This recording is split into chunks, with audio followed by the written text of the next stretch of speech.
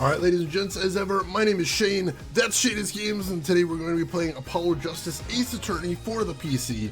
This won't be our first time playing it, so if you want to see how we got to where we are tonight, or check out some of the games we played in the past, being obscure, unusual, or nostalgic, feel free to check out my YouTube channel. But for today, we'll go ahead and get into the game. We are currently on Case 4. We just got started on it last week, and it is already getting mind-blowingly complicated, but I'm going to try and summarize. So we have been told we are doing a trial run, no pun intended, of a jury trial system instead of the usual judge trial that we've been seeing. And Phoenix promised us we had a nice simple trial for that. But as we've seen in this game, Phoenix is a lying sack of shit. And that is not true. This is unbelievably complicated.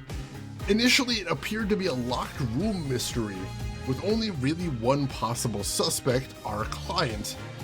And we were able to break out of that by showing that the murder weapon was a poisoned postage stamp that had been sent to the victim 7 years ago.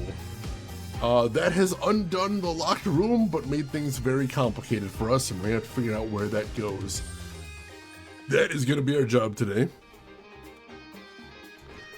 Let's see. Chutoy, thanks so much for stopping by. I appreciate it. You take care of yourself. We will see you around. Yeah, homework is the worst thing. Like, in school, they always say, well, you're gonna have to deal with this once you get a real job. No, real jobs don't follow you home after you clock out. That's why homework sucks. Yeah, we have to come up with an answer that isn't just no. Ugh. I know that. Took no notes, asked no questions, did no homework, and then aced every test. Oh. I was kind of like that back in the day, but now I'm the person that has to take notes constantly. It's a little scary. Trepanation! Oh my god, Groshan, that would be a plot twist right there. Groshan, welcome in. How are you doing today? Rook's Honor, welcome in. How's everything going with you? Hope you're well. In defense of you do this, I mean, yeah, there was that. But even with work from home, like, you have your work hours. You clock in, you clock out, and then once you clock out, work stops. But like for school, American school at least, you're there for 8 hours and then you go home, and like a lot of times that's the rest of your day too, is you're still doing school, but you're at home now. And well, how many hours do you have to do school at home? As long as it takes. Also, of course, jobs pay you. And like school, like, hopefully you don't have to worry about the bills, but your family still does. And you're basically doing a full-time job that doesn't pay anything. Let's see. Interesting study recently concluded that remote jury service showed no reduction in tension, understanding, etc. compared to in-person. Interesting, interesting. I could see how that would make it a lot easier for a lot of people. But go ahead and load in here. All right, episode 4, Turnabout Succession. Get in here. Never had to reread your notes. That's pretty awesome. Like, my notes usually pertain to like very technical things. Like I've mentioned before that I use Letterboxd, which is an amazing service that lets you track what movies you watched. And like, I remember most movies that I watch, but I can't remember the titles. So I find something like that very handy. October 8th, 1:24 p.m., District Court, Defendant Lobby number 6. Okay, so where exactly does this leave us, Apollo? Well, the Drew Misham who was killed wasn't the Drew Misham the forger, basically. So this is complicated. Basically, we've got the victim was a guy who was an artist, and we learned that he was a forger. But somehow, 7 years ago, this guy gets a poison stamp, and he knows it's a poison stamp, so he like sets it aside as like a trophy. And then 7 years later, the guy licks the stamp and then dies. So somehow we established that That can't have been the same person. But we have no idea what that means yet. Started keeping your notes in your conlang, so it was a nice way to exercise the language. That is one of my dreams. That's one of my bucket list things, is I want to build a conlang. I have several books on it, but I also understand what an undertaking it is, so I'm not even going to start until I know I've got time to really dig into it. Yeah, that guy insisted on being clever. Instead of just burning the damn thing, he puts it in an old frame. Which is hilarious, but also like, oops. Huh? Well, then who was he? Well, he was actually his daughter, apparently. We're not sure what that means, but that seems to be the case. Also, we don't understand why this is the case, but for some reason, whenever they show that icon up there, that's Vera doing her nails. Why they don't literally just show a photo of her hand as she's doing her nails and instead show that weird statue, I don't know. I have no idea, but for some reason they decided that's how they're going to indicate that she's doing her nails.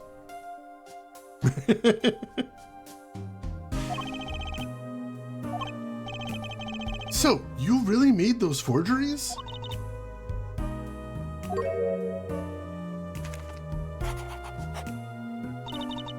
Yes, our father. I know it was wrong. Could you tell us how it happened?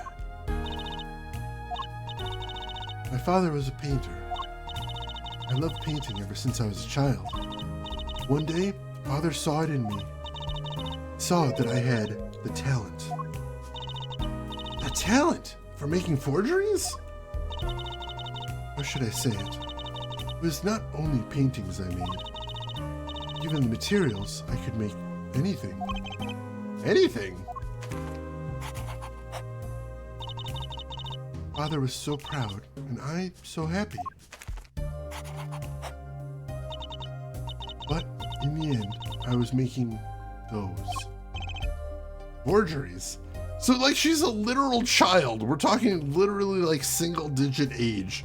And her dad's making her crank out like illegal forged paintings? Wow, I think I'm kind of okay with the fact he got murdered. I think maybe that's fine. I think maybe that's okay.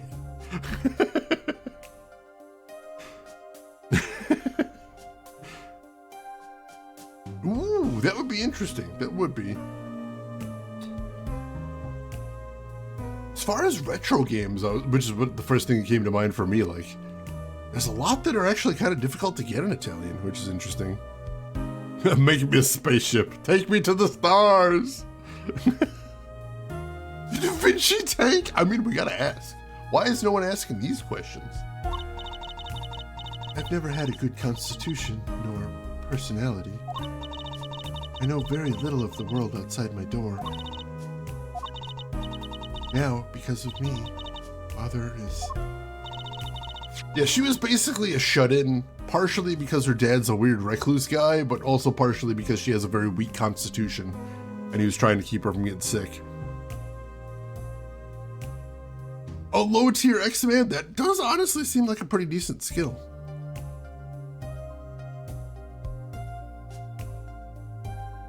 It's like how we all make fun of Cypher for having a very dumb X-Men power. But like, if he wasn't on the X-Men, if he was just a normal dude, that would be an enormously useful power to have. Probably the most useful.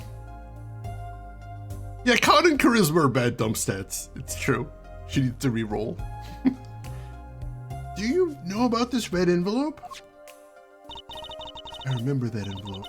It was some time ago. So you were already, creating your works back then? Started when I was only 12 years old. So, the one who figured out the stamp was poison. That was... Mr. Justice, it's time. To the courtroom, please. Oh, of course. Of course. Of course, we only get enough time to ask, the questions we already know the answers to, and once we get to the juicy stuff, nope, back into the court. No prep work for you! I'll make my own Infinity Gauntlet. Right, out of time. Wait, Vera, just one more thing, please. Those 3 paintings in the studio. I painted those as part of my work. Right. See, we checked them out and we saw what was underneath. We saw the rough sketches underneath the 3 finished paintings. So this is another big deal that we didn't get to last week, which is the rough sketches for these paintings, which were painted over, appear to show the 3 cases that we've worked in this game so far. How did Vera know about these, and why was she painting about our cases? We don't know. But like, that's weird. I see. Mr. Justice? Yes? Father, he knew of you. Of both of you. Your late father? He was watching, gathering information. All about the Wright & Company law offices. But lately we're not doing just law. Yes, you do tricks, gags to amuse, and play piano. Well, they're not really gags. Yet when Father heard you had resumed the legal business, how pleased he was. Who was Mr. Misham? How am I supposed to know? What if he was Daddy's daddy? Judging from the relative ages involved, I'd say that's highly unlikely. Things are already confusing enough with all these daddies running around. Just wait till you get on the internet, Apollo. You're gonna have a great time there. We know the victim's daughter, Vera, was the forger. What does this mean for the case? Guess we're about to find out. Magic panties? How is that a thing? Shut up, bailiff, we're investigating here. I need to do justice. Justice cannot be bound by your mortal concept of time. I refuse to believe Apollo knows how to use a computer. He's gonna be like an old granny. He's gonna be like, and what does this thing do? A mouse? Oh, I hope it doesn't bite. Teehee. That's Apollo. That's gonna be him learning how to use a computer. October 8th, 1:36 p.m. District Court, courtroom number 3. Court is now back in session. Vera seems pretty tense. Practically chewing her fingernails clean off. Perhaps you could begin by telling us how it all worked. How did you set up this Drew Misham forger persona?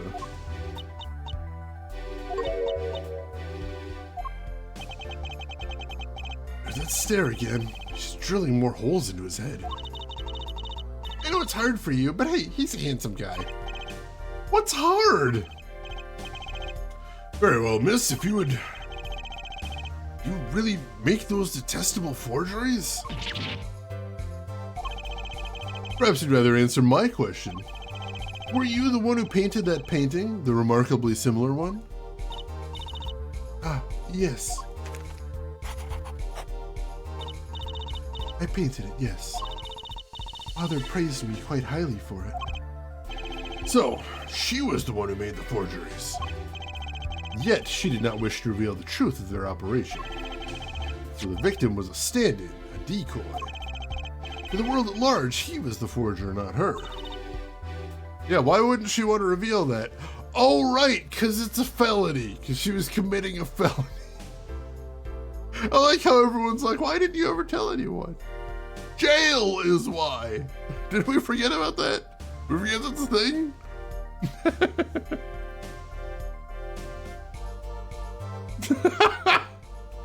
Oh, it's amazing. The biggest of daddies, that's amazing. I've done a bad thing. I have, haven't I? I'm sorry, how old are you supposed to be? Can we look that up in the court record? How old is she supposed to be? 19! Awesome! I mean, I know she was like homebound the entire time, but still, that's a little concerning. Regardless, we need a little more information. About, for instance, this. You've seen this before, yeah? Yes, it was in the desk drawer. Very well, you may proceed with your testimony. Tell us everything you know about this envelope.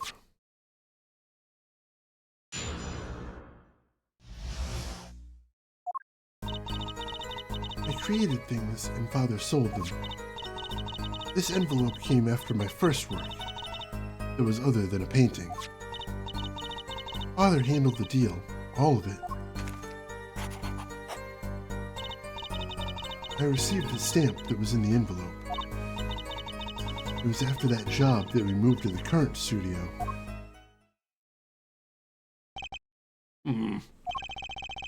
Certainly was much of great interest in your testimony.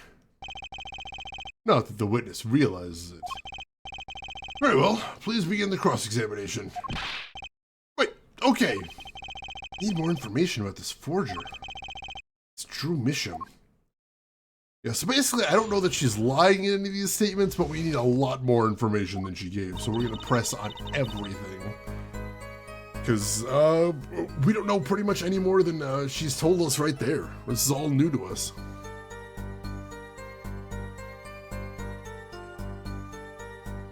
Alright, so she created things and Father sold them. So these things you were making, you mean paintings identical to other paintings, right? The closer they were, the happier Father was. I was happy too. Still, you're quite young now. When did you begin this work? My first painting sold when I was 12. Your Honor, she had no idea what she was doing was illegal. Objection! Easy there, little attorney. You're not here to defend her for the crime of forgery. True. Please, tell us more about this envelope. This envelope that may very well have killed your father. Alright. I mean, she's not on trial for it now, but, like, she might be. It's still a valid thing to mention. Just throw it out there.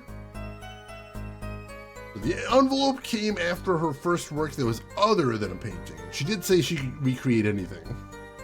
Rex says, welcome in. How are you doing today? How's everything going with you? Hold it! By other than a painting, you mean you'd only done paintings up to that point? Yes. But Father had a realization. He noticed my talent extended to making things other than painting. For instance? For instance, a letter someone had written. Ooh. Forging handwriting, that's getting dangerous. That's getting very dangerous right there. Or a fingerprint left upon a cup. I'm sorry? What? I'm starting to see why someone wanted her murdered. What? I don't even know how you would do that, but also if you could do that, you are very dangerous. Or a signature on a document, a seal upon a letter. None of this makes her sound very innocent at all. And the $100,000 promised in this letter was the start. The beginning of a new industry for Drew Misham. New industry. The creation of items to be used in criminal proceedings. Forging evidence, in other words. Uh-oh. So he wasn't just in the art forgery business, is what they're saying. Oh, God. Angling for those lucrative follow-up businesses? You know, Groshin, I wanted to stop right here. I want to stop right here and I wanted to mention, I had a revelation after the stream last week. And that revelation is that Apollo is very bad at his job. Because this is his fourth client in this game, right? Or literally his fourth client ever. So this girl, Vera, and his third client, both of them he convinced to confess to felony crimes on the stand. Now, on the one hand, you can say, well, he got them declared not guilty for murder, but on the other hand, they're going to jail. They're going to forever jail for committing very serious crimes that they confess to on the record. And then you've got the client from case 2, Walkie, the son of the mobster. Now, Apollo didn't tell him to confess to any felony crimes on the record, but I need to stress again, he totally did. He confessed to felony ownership of a lethal weapon. So again, he got declared not guilty for murder, but he is going to jail. His entire family is going to jail. So yeah, like, yes, technically Apollo has won all of his cases so far, but his Yelp reviews are going to be very poor, is what I'm getting at here. Let's see, wasn't there a thing a while back where someone used video to copy someone's fingerprint to break into a computer? I know there's been theoretical talk of that as an attack vector. I've never heard of it being used in the real world. Only for, yeah, they are going to jail only for crimes they did commit, but also, like, they possibly could have not gone to jail for that, and Apollo's like, hey, you should confess to that horrible thing you did. Not a great defense attorney thing is all I'm saying. All right, so father handled the deal. So you didn't know how the things you were making were being used. I enjoy painting very much. I think I understand. The Fraulein has lived in an unusual little world. Can you tell us what happened to the papers that were in this envelope? Father signed them and sent them back, I believe. Did he follow the instructions? Send in the enclosed envelope with the enclosed stamp. This is a rather important matter. Give your answer some thought.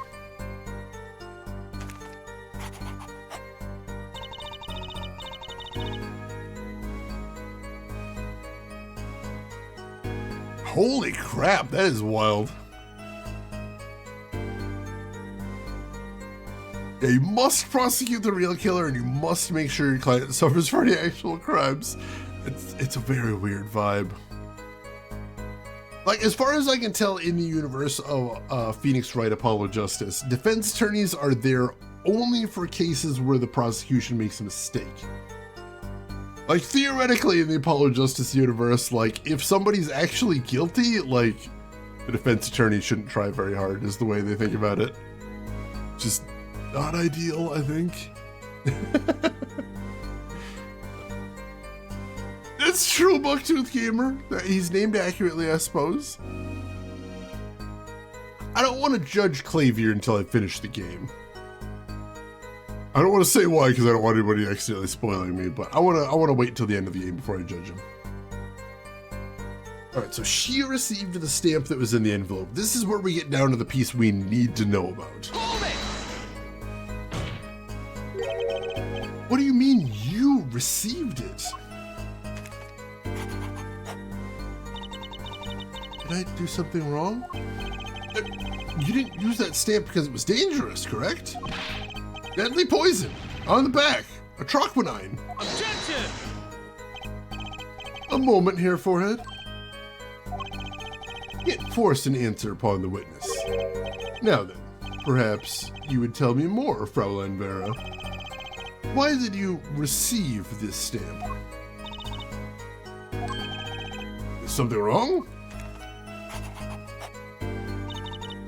It was beautiful. Ah, you mean it was one of those commemorative stamps? Yes, I think it was. So, you didn't know about the poison?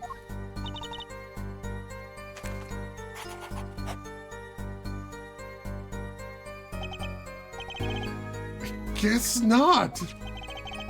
So the trap failed by chance, by mistake, thanks to this commemorative stamp. Quite the close call.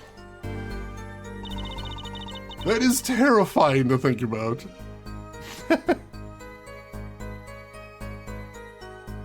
Yeah, like, I don't like the fact that most of the prosecutors we face in here are, like, evil? It's a weird vibe, and also kind of overused at this point in the series.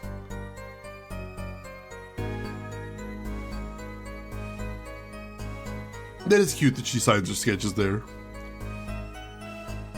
Yeah, there's a defense attorney version of Winston Payne. Or maybe Winston Payne moonlights on the weekends. You guys gotta make money somewhere.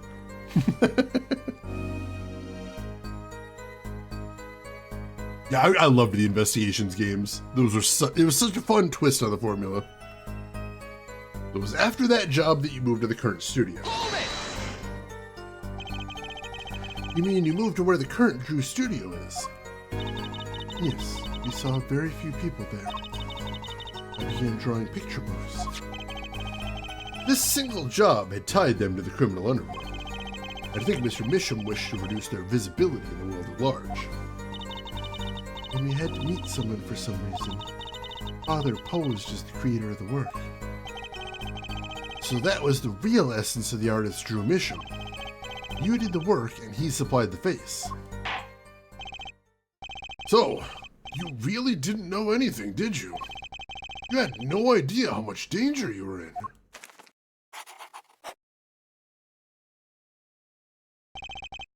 Apparently not. About this commemorative stamp, could you tell us more about it?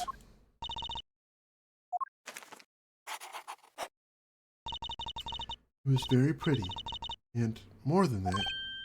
Yes? It was a picture of people I liked at the time. Is this something new?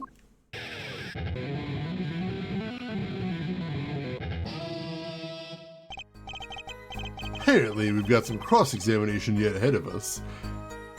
Maybe I'm a bit weird here. Maybe I'm the strange one in all of this, but I think more prosecutors should do air guitar at trials.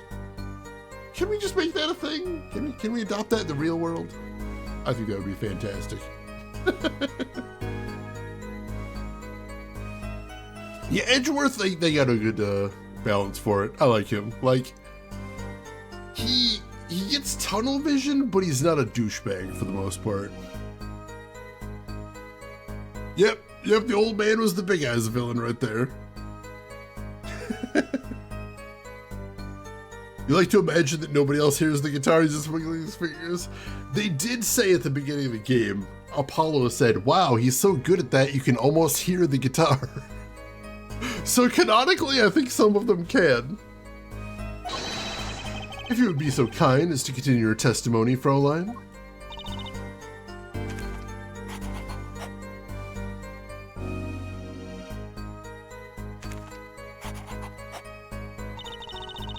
Stamp was a picture of my favorite magicians, so I kept it. We do know that a lot of times the final case ties in a lot of things, but I think we're just about to tie something else into this. I still have no idea how all this fits together, so this should be interesting.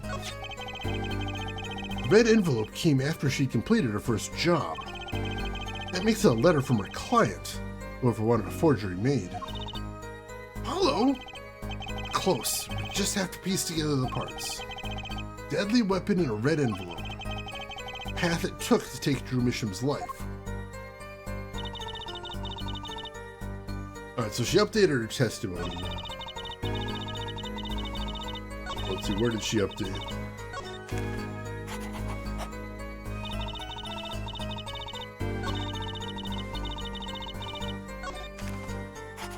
That's her last statement. Go ahead and press on that.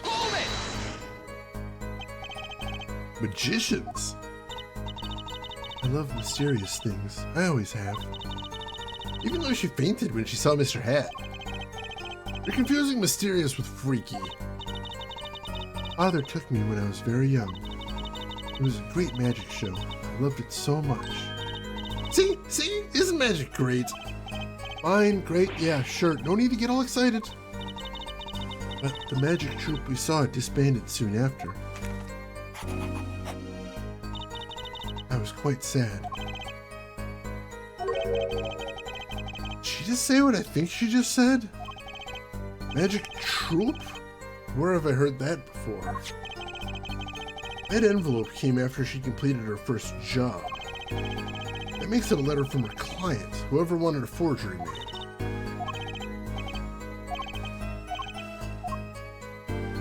Well, oh my god.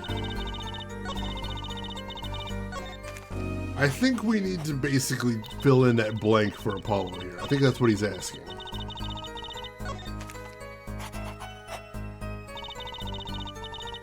Not a single person is told lies in the stand. What even is this game? Yeah, I suppose there was a lot of inaccuracies. I think if I heard any lies. I mean, what about the actual, like, killer? I think they've lied. Could be wrong, though. I'd have to go back there. Oh, specify dead person. There you go. Right. I suppose that does usually happen in this series, which is very weird, but at this point, like, I'm just numb to it. I'm just completely numb to that piece of weirdness. Alright, so yeah. Oops, dang it. Press the wrong button there. So yeah, I like I said, I think what we have to do is we have to fill in that blank for Apollo. Apollo thinks he's getting a little bit of a memory from the mention of a troupe of magicians.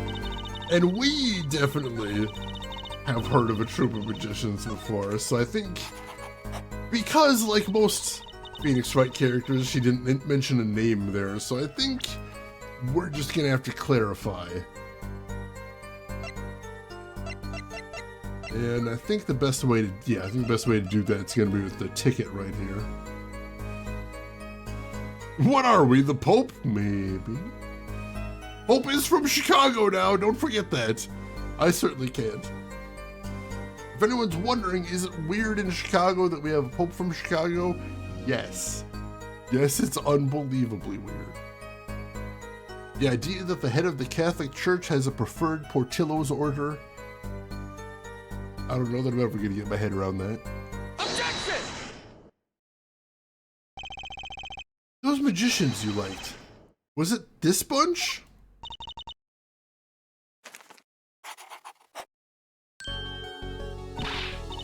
Apollo, they're not a bunch. I see. Still, I have to wonder, why include a commemorative stamp like that in a business letter? Good question. Well, pretty stamps are always better, and you can't beat Troop Gramarye. But the whole murder plan was a failure because of it. Ironic, don't you think? Prosecutor Gavin? Gavin? Prosecutor Gavin? Gramarye? What's with Gavin? Might I ask just one question of this witness? In your testimony just now, you stated this was your first work that was other than a painting. Please tell me, what exactly did you make? Can I ask? No. Answer the question. Now. What is going on here? Prosecutor Gavin? You're usually not the one whose volume concerns me. Yes, it is unbecoming of me. I apologize. But I must know. Please, Ms. Misham, tell me. It was a book. A single page in a book. A book? Please be more specific. It's a handwritten book. Like a diary.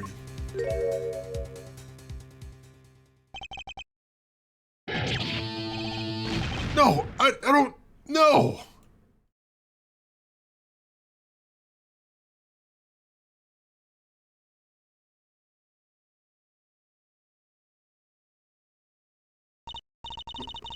What's wrong with Prosecutor Gavin? He looks like he just saw a ghost.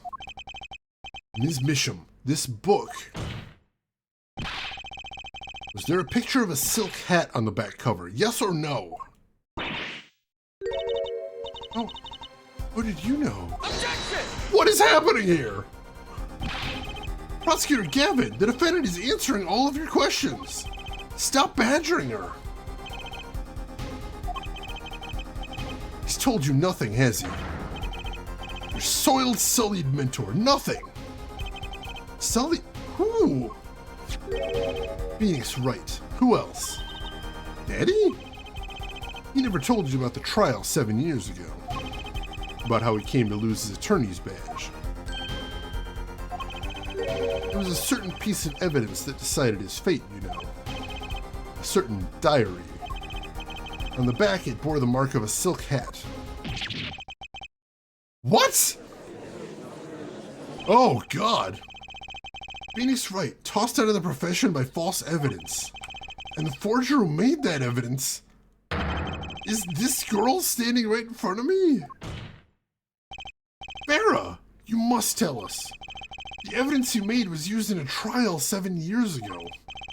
Who asked Drew Misham, you, to forge that evidence? For all of our sakes, who was it?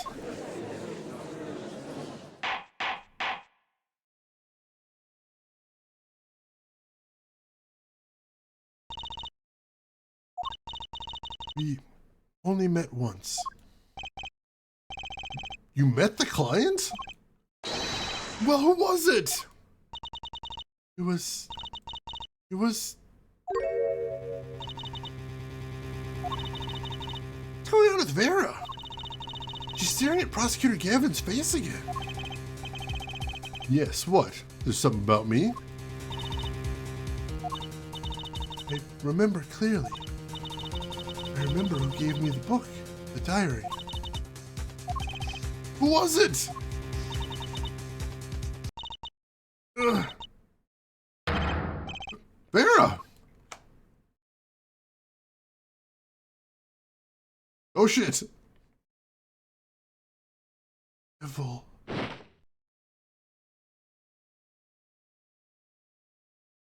Well, that's dramatic as fuck. Defendant Vera Misham, condition unconscious.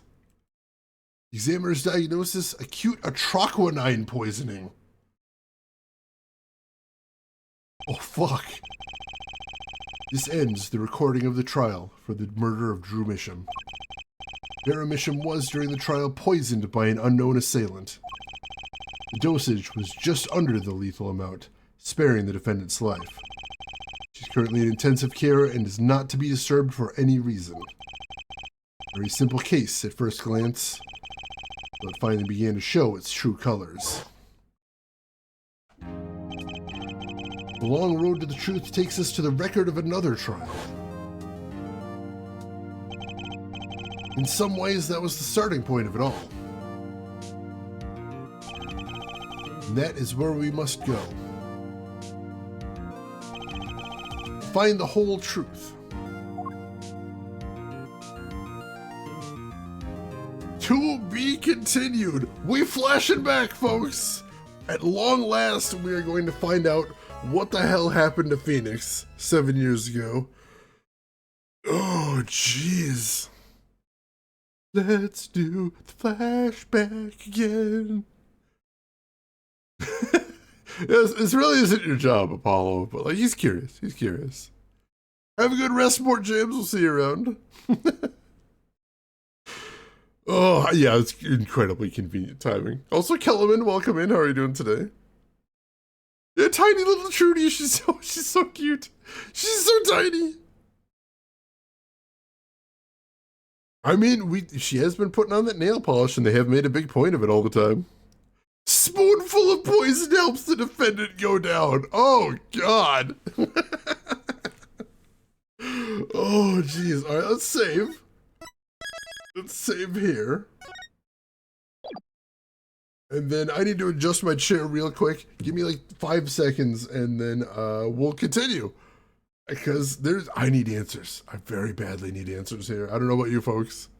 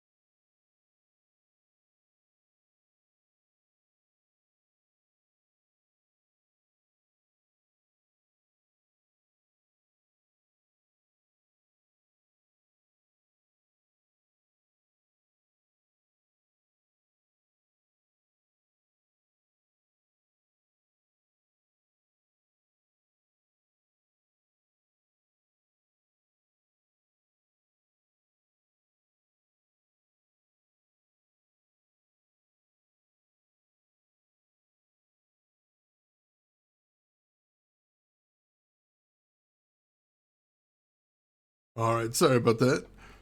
So Kissa, it's not a surprise party, but it's a party that is a surprise. Is that what you're saying? Let's see, Rooks.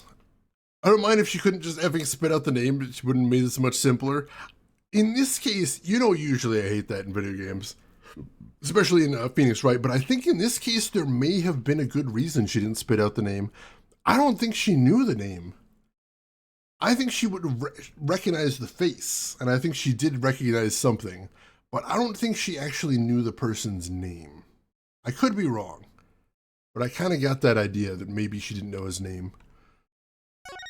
In which case we could have gotten to it if we had more time, but yeah, that's all we got there. Showdown time.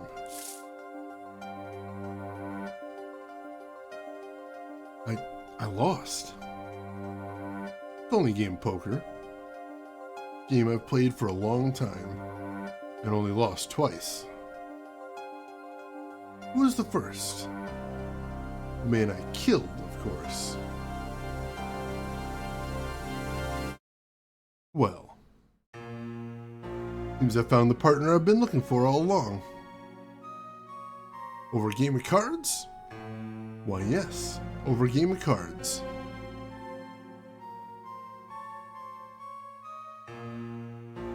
That was how we first met, 7 years ago.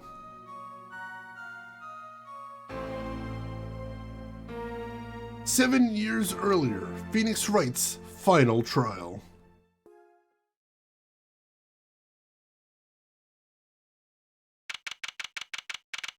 April 19th, 9:27 a.m., District Court, Defendant Lobby number 2. And they got Phoenix's old music in the background. That's awesome. I wasn't expecting that. This is from the very first game, I think. Holy crap. Surprised when the calendar notice popped up? Gotcha.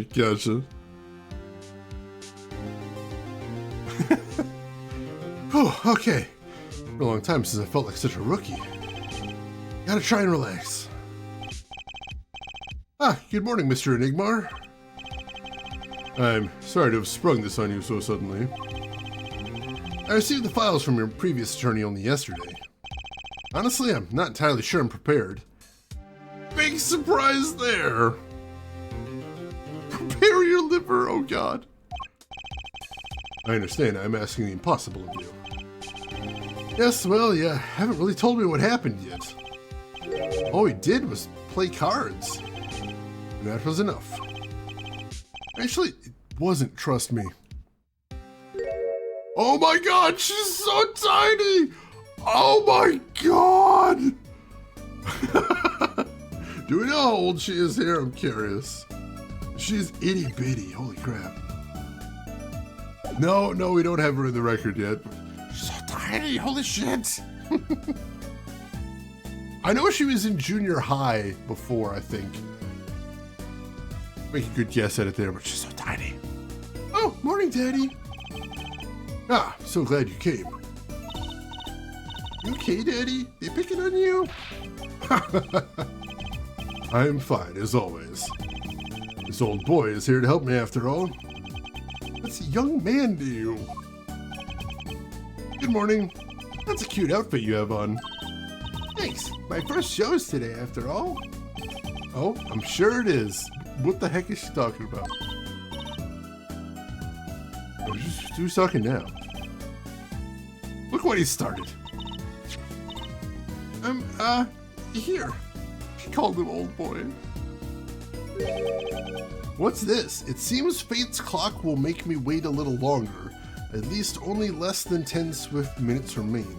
To all those who have supported me in my life's work, I give thanks. I don't know. I just got her over there in the hall. He told me to give it to the old boy in the blue suit with the spiky hair. He said it was really important. Let's see, the last words there are, I give thanks, farewell, magnifi gramarye.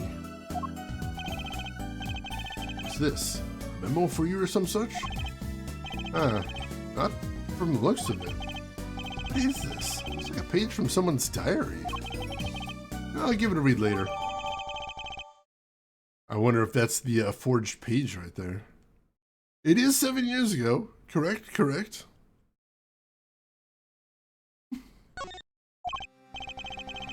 Well, how do you feel about the trial today? We'll get through it. Somehow. Incidentally, the prosecutor today is a new guy here. An easy win then, yes? They're calling him a true thoroughbred in the history of the prosecutor's office. Yeah, of course. There's one of those every year. Switching of attorneys just before the trial. I know it's a difficult situation I put you in. But, allow me to say one thing, Mr. Wright. Yes? They will not be able to pronounce me guilty today. So, do your best, but do not worry. I'm a defendant's ever given me a pep speech. I'll do what I can. I see you do not understand. You see, it will be impossible for them to declare a verdict. Impossible? Yes. Isn't that right, Trucy? Yep, you bet, Daddy. First look at the case was only yesterday. The information I was given was a tad bit lacking, to be honest. Still, I'll do what I can, for their sakes. I believe the curtains will be lifting any time now. I'm in your capable hands, Mr. Wright.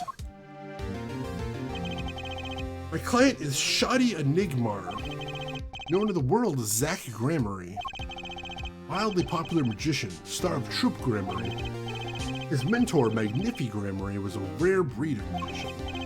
He single-handedly ushered in a golden age of stage magic, until he was shot dead. And Zach Gramarye is the suspect. That also we've never heard before, despite that being unbelievably important. I don't know how they left that part out. Hey, Tonda, welcome in, and thank you for the 7-stream streak right there. How are you doing, Tonda? What have you been up to recently? Good to see you as always. April 19th, 10 a.m., District Court, Courtroom number 7. Court is now in session for the trial of Shoddy Enigmar. The defense is ready, Your Honor. Is the prosecution ready? I was just thinking, is this what all the fuss is about? Bit of a buzzkill, really. Buzzkill? That's some new kind of crime? One of the worst. This is a trial, yeah? Where are the sweaty palms, the pounding hearts? A Gaviner's concert got 10 times the thrill this gig's got. Which answers my question right there. I wasn't sure which came first. Gavin the rock star or Gavin the prosecutor? He was a rock star before he was a prosecutor. That's weird. That's weird. How do you been addicted to Wayfinder? It's so good, right? I was just playing some yesterday. Oh man, I'm enjoying it. I really am. And I've only tried one character so far. I haven't even branched out, but yeah, there's a ton of content in there. The combat just feels so good.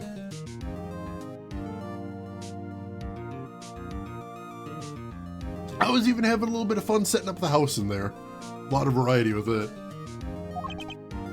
Who are you again? Clavier Gavin. I came to get the party started. Legally, yeah? Gavin. Defense Attorney Christoph Gavins. Figures my bro's more famous in this part of town. Clavier Gavin. Lead singer for the mega hit band, the Gaviners. You're out of your league, rock boy. I know what you're thinking. You're out of your league, rock boy. True, my debut single, 13 Years Hard Time for Love, went platinum overnight. But that's just a hobby to me compared to this, yeah? Talkative, aren't you? I like your affected Euro rock accent, by the way. I'm just getting warmed up. Here, attorney writes. Wait, is Phoenix accusing him of having a fake European accent?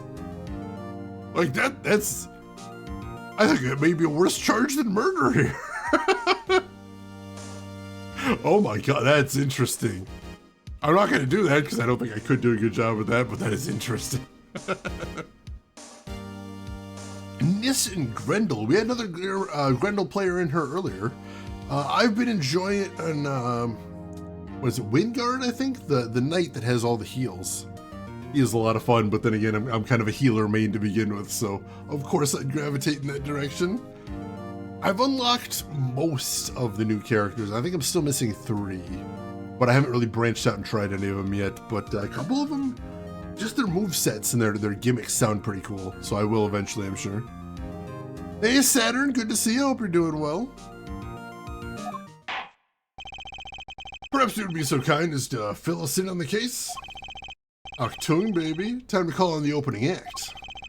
What was his name again? Ah, yes. Detective Gumshoe. Hit it. Oh my god, are we getting Gumshoe again? Holy shit! And you are? Hey, you were the one who called me up here, sir. Name's Dick Gumshoe. I'm a homicide detective down at the precinct. Detective Gumshoe? Long time no see. Hey, you! Huh? Me? Today's the day, pal. Today, I win and you lose. I got confidence in my testimony today, see?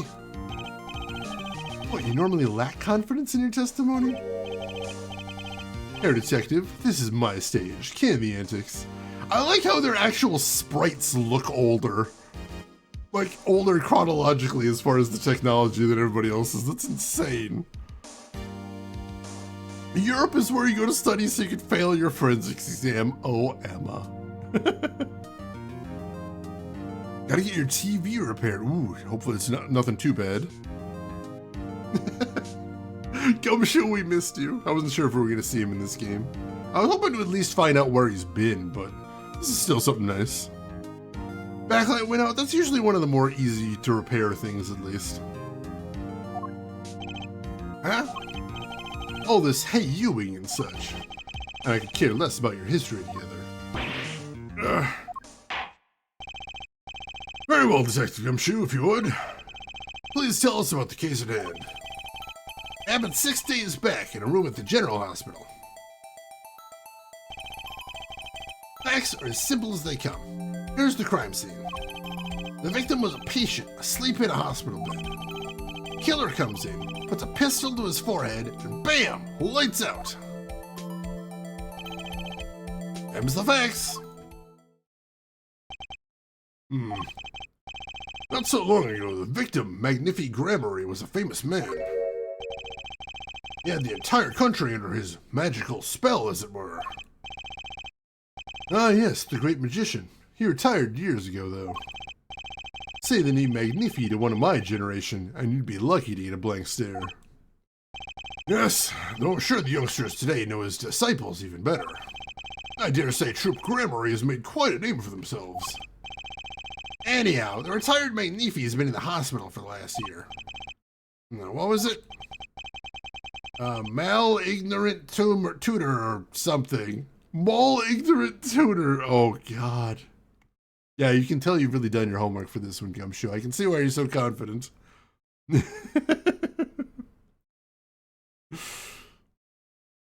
they took out the clown, too, because they're really good, caring people. Please, someone end Mo's life. Do us all a favor. Yeah, he apparently had all his blood drained before the gunshot as well. That's what that bag off to the side was. It looked like an IV. That was actually where they were sucking it all out. Doing something to his liver, I think? Yeah. A malignant tumor, perhaps? In other words, he had liver cancer. He had only 3 months left to live, in fact. Alright. Facts do seem simple enough. But something's not right. The victim was already climbing a 3-month stairway to heaven. Why not wait for him to knock, knock, knock on heaven's door? Why shoot him? I wouldn't put it quite so lyrically, but it is true. Why make the effort to commit murder when the victim was about to die? Incidentally, the victim had a serious case of diabetes. Diabetes? In fact, he was about to shoot up with insulin when he was shot with a pistol. The syringe was found at the crime scene. I just noticed that the IV is full of, like, green stuff? Pretty sure insulin's not neon green. Did he mean to take insulin and accidentally, as is so commonly is the case, accidentally took Ecto-Cooler instead?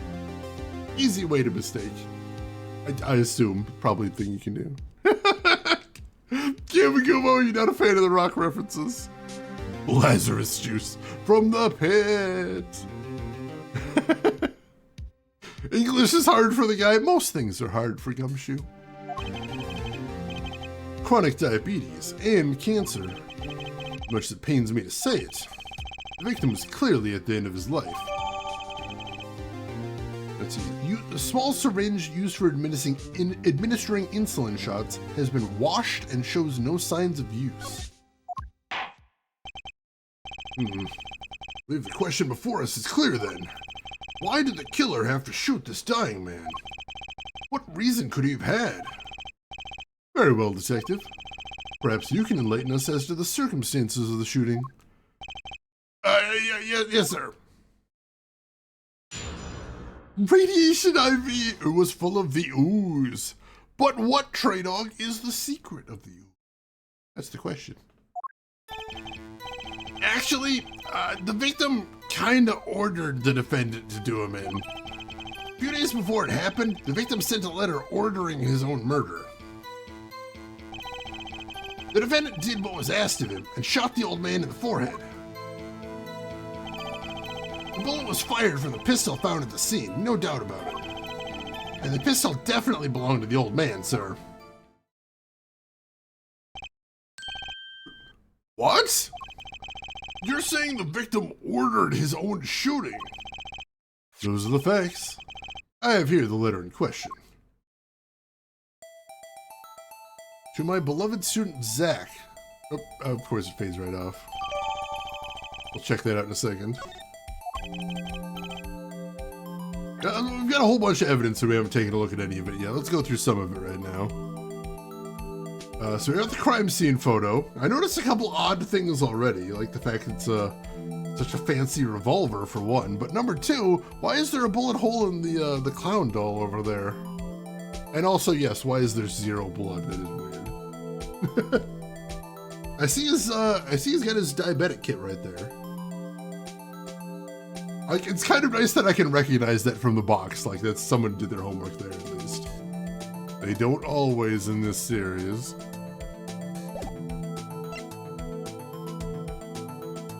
Flintlock, thank you. Oh man. I should do that sometime. I should just start stating incorrect gun facts and then see who comes out of the woodwork to correct me. Thank you. That is a flintlock pistol, which that does feel like that's important because a flintlock can only be fired once before you have to do an elaborate reloading. Well, if they fired 2 shots, that does seem very strange. Interesting, interesting. Should have sent us some. We're getting a little bit of snow this week. They're predicting a little bit here and there. Oh yeah, his face should be covered in soot from that. Like, they do make a big mess, it's true.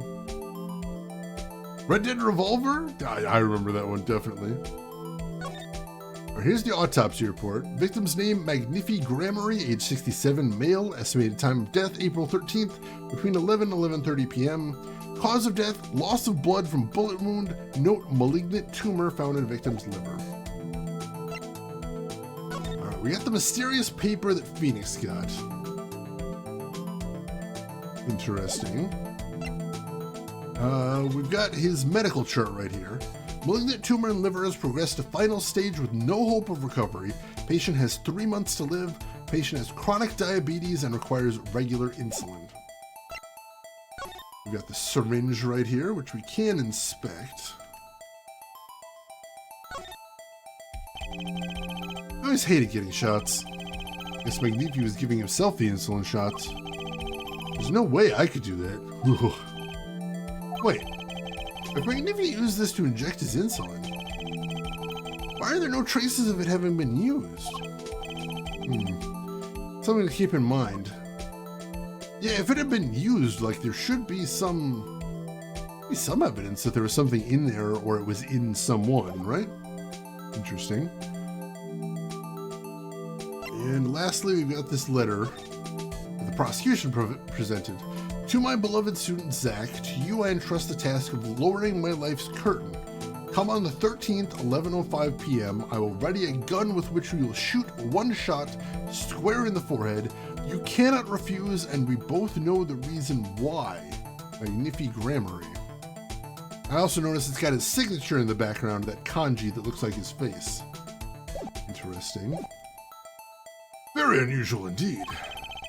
Although, could such a thing as a letter really cause one to pull a trigger, I wonder? I believe the answer to that question can be found at the end of the letter. Ah, you cannot refuse, and we both know the reason why. Detective Gumshoe, can you explain this to the court? Unfortunately, even the defendant won't say a peep about that bit, sir. One thing bothers me about this. Why didn't he just say 11? Why have him come at 11:05 without some specific reason? The devil's in the details here, attorney. Well, was there some reason? As it turns out, there was. Every night for a half an hour starting at 11. The victim, Magnific Grammary, was given an IV. IV? There it is in the picture, off to the side of the bed. At 11, a doctor would come to set up the IV. 30 minutes later, he'd come back for the empty bag. This happened every night without fail. So that was the only time they could meet without the chance of an untimely interruption. During his IV. Very well, shall we begin? Mr. Wright, your cross-examination, if you would. What's this reason he couldn't refuse, I wonder? Could have at least mentioned it to me.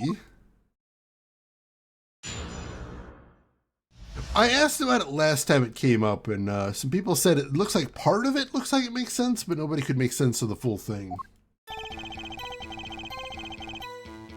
Alright, so let's see if there's anything jumping out at me here. A few days before it happened, the victim sent the letter. And it did what was asked of him and shot the old man in the forehead. Bullet was fired from the pistol found at the scene, no doubt about it. The pistol definitely belonged to the old man. Let's press on that. Hold it! Why are you so certain? What pile of sand has your head been stuck up all this time, pal? You never heard of Zack and Valance quick draw shoot 'em?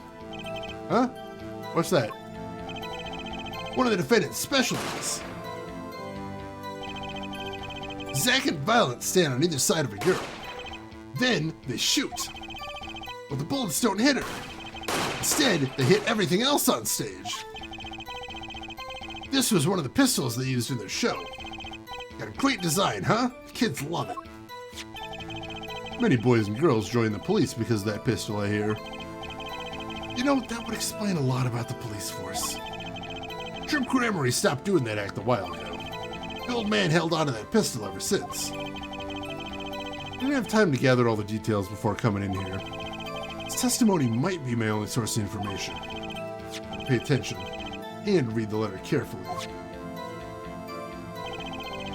Alright, so there's something possibly relating to the letter I might be able to leverage here. Let's take a look at that again. 13th at 11:05 p.m. I will ready a gun with which you will shoot one shot square in the forehead.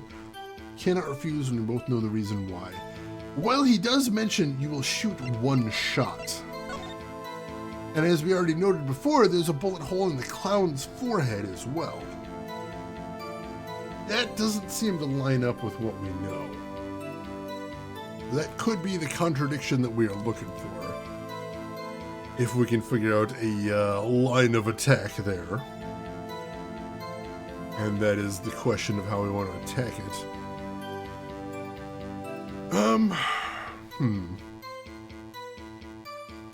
Alright, so we haven't pressed on a lot of statements here, so let's go back. Let's see.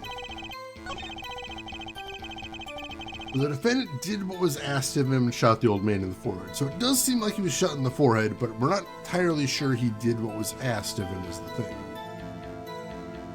The clown was a phylactery, had to finish him off like that, make sure he was truly gone. Clown came to life and tried to strangle him there too, is that part of it? I hope we get to see that scene. Hold it! How can you be so sure? Hey, you gotta learn to stop relying on people to do your thinking for you, pal. Learn to think for yourself. Get that noggin cranking. failed to grasp the concept of questioning, Detective. First, we got this letter. It says, shoot in the forehead, loud and clear. I can see that, but I still wouldn't do it. Well, maybe you need to grow yourself a backbone, pal. You failed to grasp the concept of shooting people as bad, Detective. That might be my favorite line of the game right there.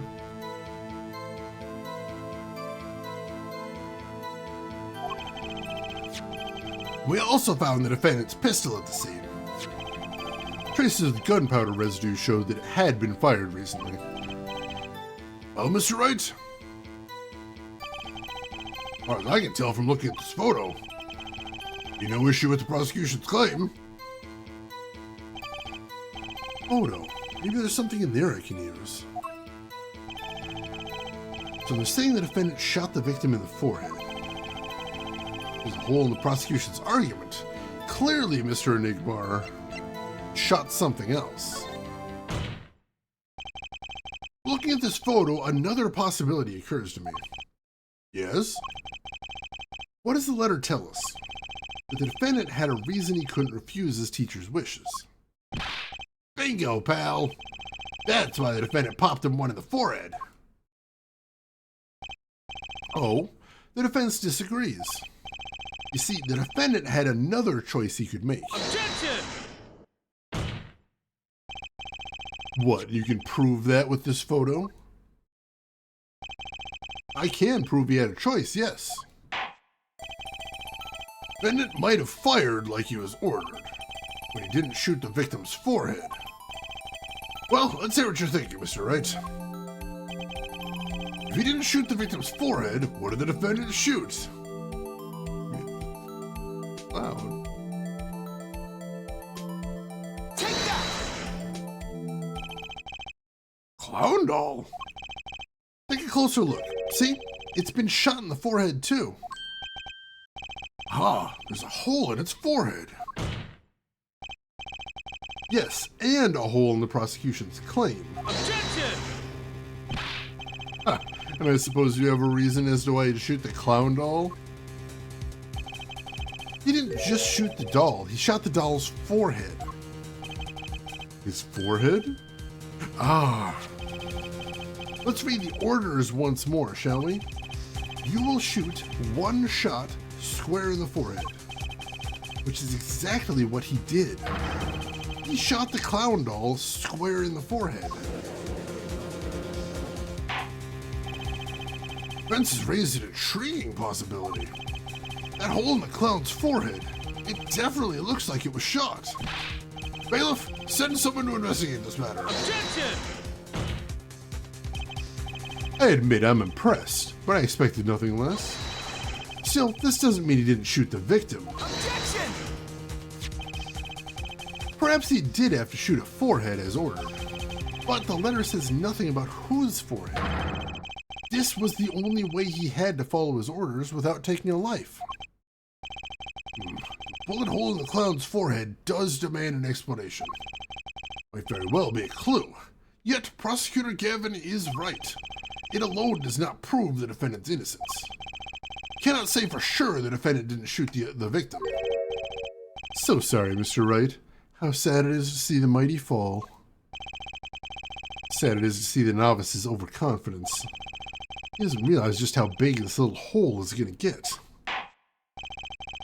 Detective Gumshoe, please take this newfound fact into account as you continue your testimony.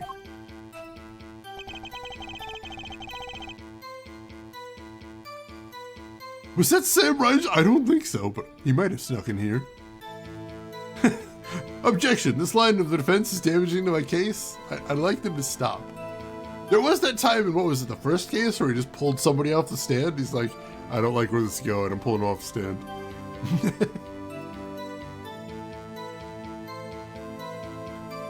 All right. I apologize, my voice is actually a little weak today. I was training a new guy at work, and the noise on our data center floor at work is above the OSHA hearing damage standard, so we all have to wear hearing protection headphones. And also, so that means the entire time I was training the guy on the data center floor, I was having to yell so he could hear me over the noise and through his headphones. On top of that, we keep the data center floor at 0% relative humidity, which means it was very dry in there. So I spent 90 minutes on Wednesday yelling very loudly in a very dry room. So, yeah, my voice was completely destroyed yesterday, but it's getting better now. So what if he shot the clown? He still shot the victim, pal. Well, hang on. Hold it. So let me get this straight. You're saying my client first shot the clown, then shot the victim. Hey, not a bad summary, pal. More of a confirmation than a summary, but whatever. That was really more of a confirmation than a summary. But our defense attorney seems pleased enough with himself. Do people ever miss a chance to mock me? Well, now that Mr. Wright's gotten that out of his system, shall we continue with the testimony? I didn't have time to gather all the details before coming here. This testimony might be my only source of information.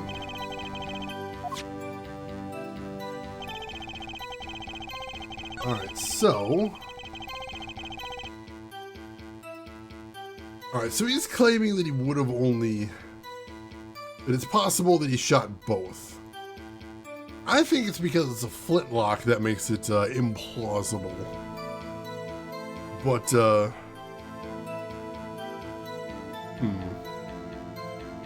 I guess there's still one thing we need to know before we get too deep in here. So, they said the bullet was fired from the pistol found at the scene, no doubt about it. Does that mean they've done ballistics work already? Find out. You mean this pistol, the one in the crime scene photo? That's the one. It's a funny looking gun, so there's no mistaking it. We compare the bullet taken from the victim's skull with the bullet fired from this gun. The rifling marks on the bullet were a perfect match. Insert all of chat explaining that flintlock guns wouldn't have rifling marks because that's only for round bullets in a cylinder. So, you verified the murder weapon, in other words. You bet we did. The court would like to see the pistol in question. You got it, sir. Here it is. Oh, this truly is a blast from the past. The stage pistol for magic shows, see? But it can fire real bullets. Looks so much bigger in real life than on TV. Yeah, but it can only hold one round. By the way, the pistol's firing chamber is empty. And it shows traces of having been fired recently. So, were any fingerprints found on the gun? Unfortunately, no. Of course, the defendant is known for wearing gloves. We might say that a lack of fingerprints is, in fact, a fingerprint of its own. Aha! Intriguing point, well made! Whoa, whoa, whoa, whoa, whoa, not well made, not intriguing. In any case, the court accepts this evidence. Alright, so now we got the gun in our inventory. My grandchild would get a kick out of seeing this. But now it's time to return to our testimony. Alright, so let's take a look at that gun first of all. See if we can see anything, but I think I already saw what we need to do here. Take a look. If there's anything we can inspect on here. If you look closely, you can see how the pistol is made to bend here. It's a one-shot only model, and I guess this bend is where you load it. So, this is the famous Gramarye Golden Gun. They say kids used to love pretending they had one of these. What if they pretended to miss their targets, too? Alright. Looks like that's the only thing to inspect on here. But we've heard several times what I needed to hear. So, go back here. And he says, so what if he shot the clown, he still shot the victim? And there's a little bit of a problem with that. Objection! Trickiest cases often seem the simplest. Prosecutor Gavin, you missed the bullet hole in the clown's forehead. If you hadn't missed that, you might have come to a very different conclusion. Understood? Understand? Yeah, but like I just said, pal. After he shot the clown in the forehead, he went and did nothing of the sort to the victim. The pistol proves he could not. Murder weapon? How? Quite simple, Your Honor. This pistol only holds one bullet at a time. Ah. If he had shot the clown in the forehead, he couldn't have shot the victim, too. Oh my god, this music takes me back. Holy shit. Objection! That's not a contradiction, not even close. All he had to do was reload the pistol after the first shot. Objection! Oh, where did he get the extra bullet? They're not so easy to come by, you know. If you claim the defendant had one ready, then prove to us how he got it.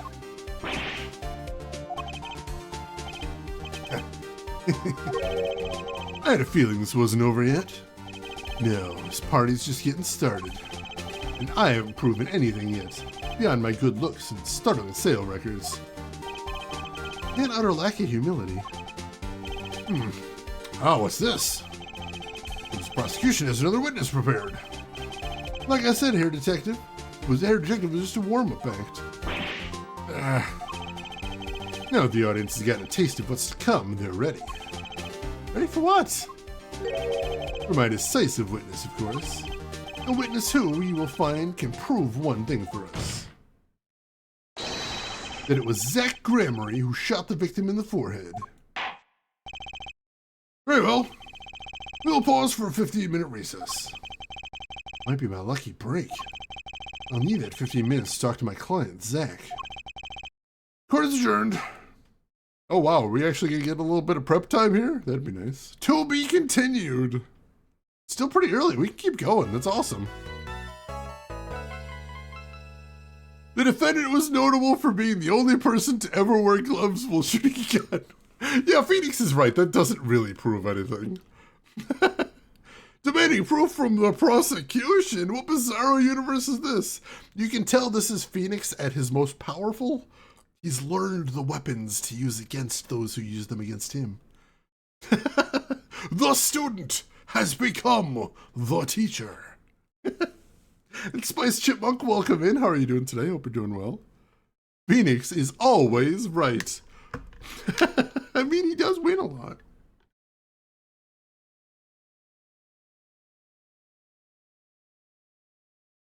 If I remember correctly, canonically, the only case he lost is one he threw after he realized his client was actually guilty.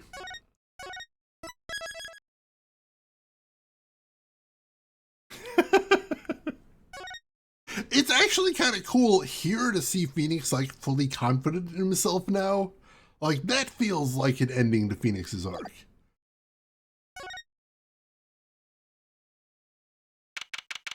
April 19th, 11:21 a.m., District Court, Defendant Lobby, number 2. Very impressive, Mr. Wright. I have to say, I expected nothing less. I gotta blow my nose. Give me just a minute, folks. I'll be right back.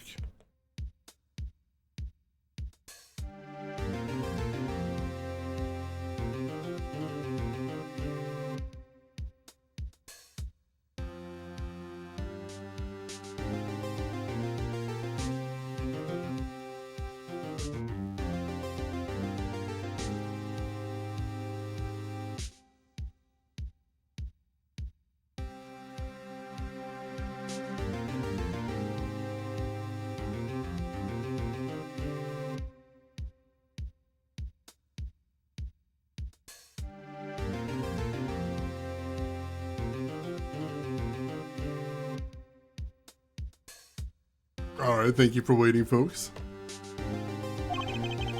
We've only just begun. I was hoping you could tell me a bit more about what happened, actually. I did not think you would believe me if I told you. Better that you discover the truth for yourself. I was thinking of you, you know? I think we need less thinking and more talking. That night in the hospital, what really happened? Ah, the way your eyes gleam, Mr. Wright.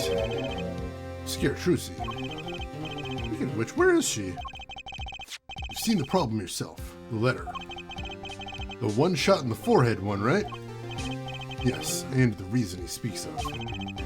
Did not deny my mentor's wishes, even if it meant my own death. Why not? This is something I will not say, for now at least. What's this for now business? I've done many things in my life, some well, some poorly. But this is a cross we must bear alone to our graves. We? You wanted to know about the night of the incident. Finally, this guy sure does like to take his time getting to the important stuff. Of course, I had no intention of shooting my mentor. I snuck into his room that night at the appointed time. Found there upon his bedside table, 2 pistols. 2? Yes, the one I had used on stage, and the one that had been used by my partner, Volant. Oh, for the Zack and Volant's quick draw thing.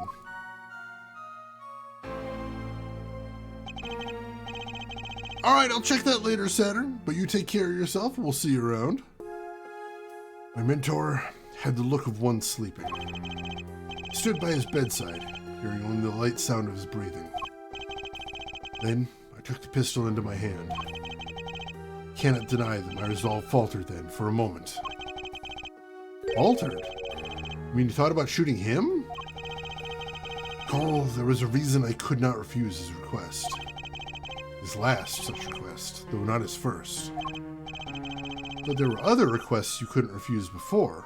To be honest, I've not always been steadfast, and I fear I've brought pain upon Trucy. Was Magnifi coercing his disciples somehow? Just what was going on in Troop Grammary? Yet, in the end, I did not shoot him. Instead, I turned and shot the clown. I took the pistol I had fired, placed it in my pocket. In your pocket? If you examine the bullet in the clown's head, you'll find it to be different from the one in my mentor. What were those called? Rifling marks. Yes, well, that is all I have to tell you concerning the case. Concerning the case? You mean there's something else you can tell me? Oh, you're a fascinating man, Mr. Wright. Thanks? Yes, there is something. My mentor. His eyes opened. What? Magnifi Grammary? Old devil. He was not asleep, you see. Of course, the gunshot would have woken him anyway. And there we had our last discussion as mentor and pupil. It was not a long discussion. 5-10 minutes or so. What did you talk about? Ha! Mr. Wright, did I not just tell you? It does not concern this case. Zack Grammary. Seems pretty steadfast to me, or maybe just stubborn. Mr. Wright, your presence is requested in the courtroom. Once again, I am in your hands. Right. Let's get back in there. So not as much information as I would have liked, but we did get some important information, and hopefully the check of the bullet in the clown backs up his story.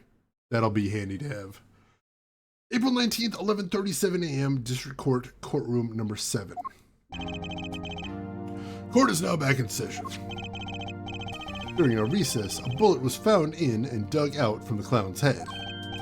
Well, this is news. And the rifling marks? There wasn't time to do a detailed analysis, though they did find the weapon type matches the murder weapon. Well, that's not very conclusive, is it? Which is why I'm about to call my very decisive witness. Decisive witness? How many times have I heard those words? Well, they often turn out to be far less decisive than you think. Oh, don't worry on my account. I'm quite confident this witness will do the job.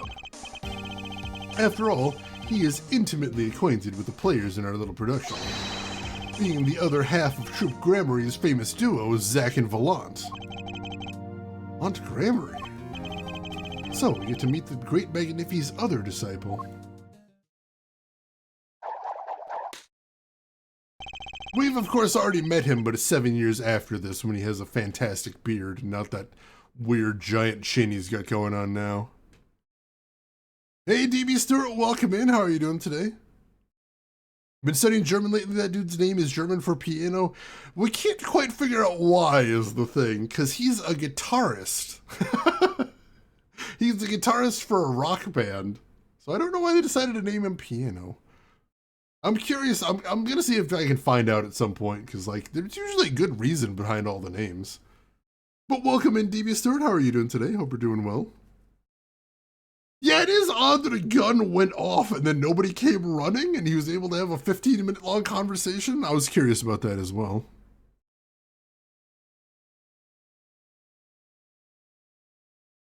The King in Yellow. Oh, God. Enjoying work from home? Very nice, very nice. I'm doing good. I was just mentioning my voice is a little bit shot today, which is not a great day to be doing voice acting.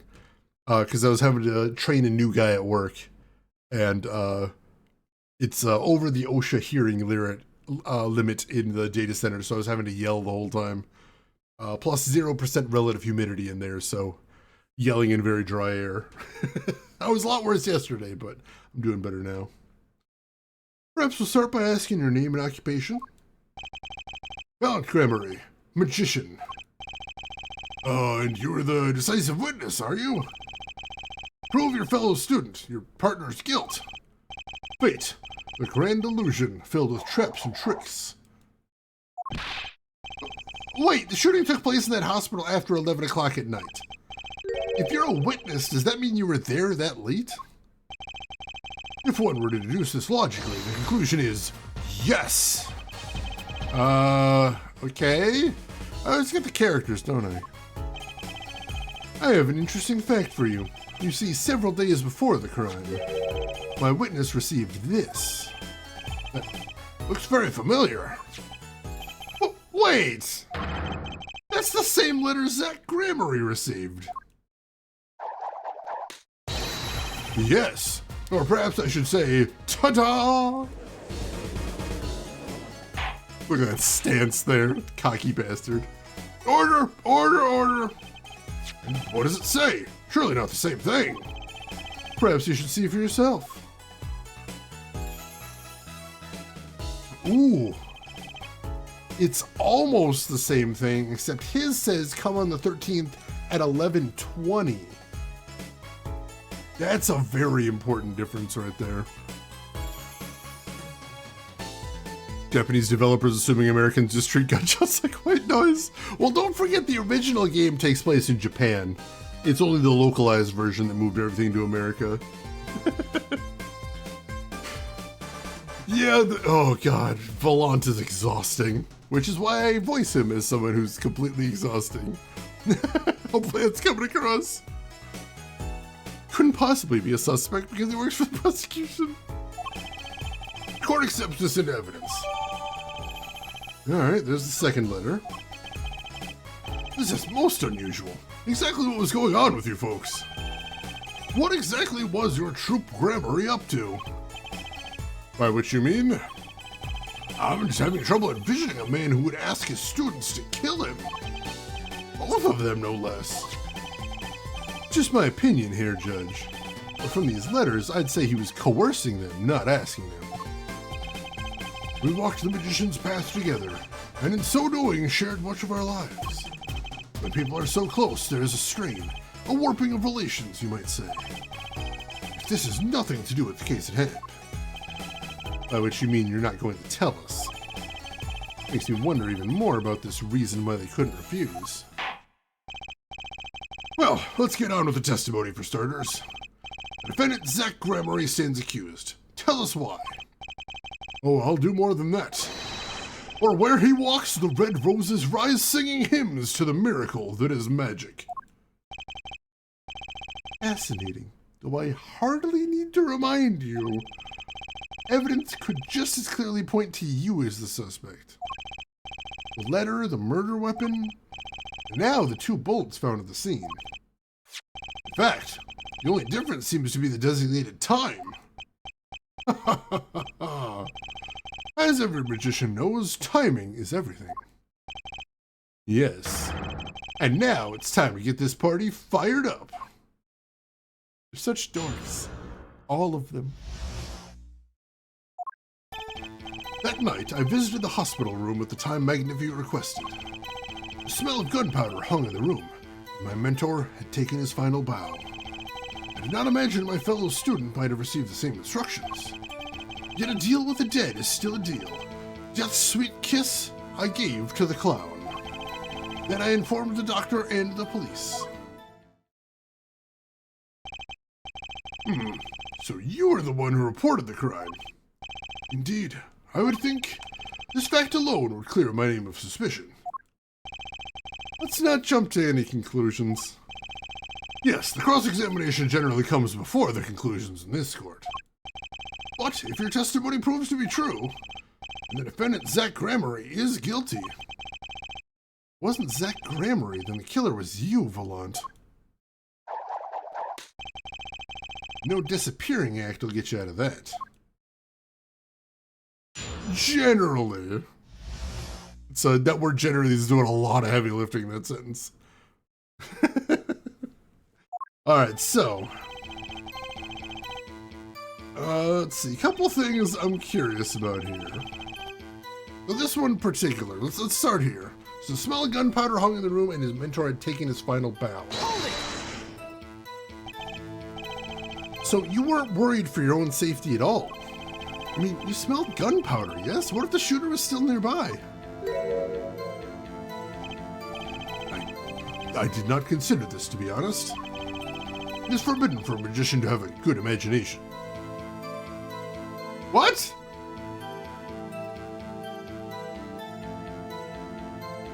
Chad, am I having a stroke or does that not make any sense whatsoever?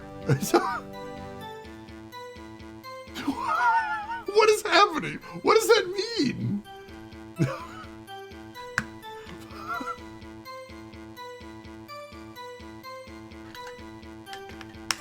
I have no idea what that means. Really? Is magic all about illusions and imagination? How about this? You were the shooter, which is why you weren't afraid. Now you are the one imagining. It is forbidden for a lawyer to have a good imagination. Stop! Stop, Volant! You're exhausting! I just said that. Good Tony? Oh, God. The witness will refrain from pausing so suspiciously before responding. The forbidden imagination is starting to imagine things. That's a hell of a line, too. Wait, he just said he didn't imagine his fellow student might have... Oh, because of course, no imagination. Right. Makes sense. The death's sweet kiss he gave to the clown. There were 2 bullet holes at the scene. One in the victim and one in the clown. You're saying the one who shot the clown was you? No doubt my partner Zach has said the same thing. Yeah, because whoever didn't shoot the clown committed murder. I better dig around here a bit more and see what I turn up. Mr. Volant, let me ask you something else concerning the crime scene, namely...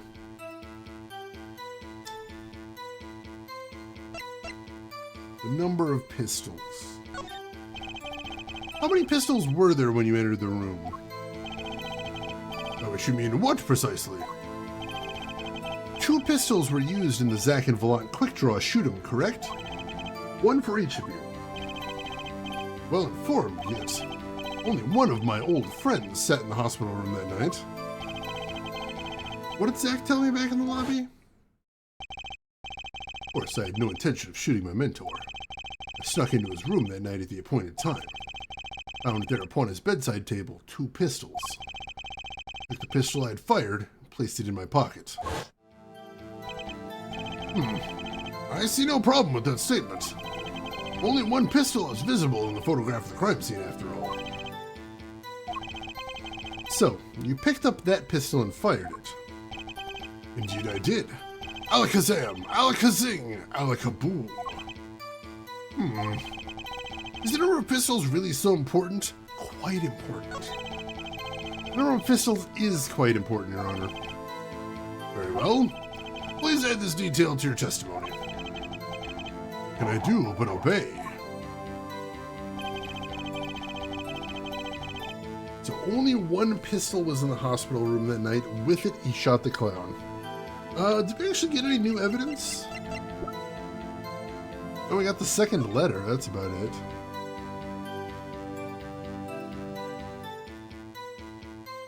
Yeah, as far as I can tell, it's the exact same letter except for the time. Nothing else different there. All right.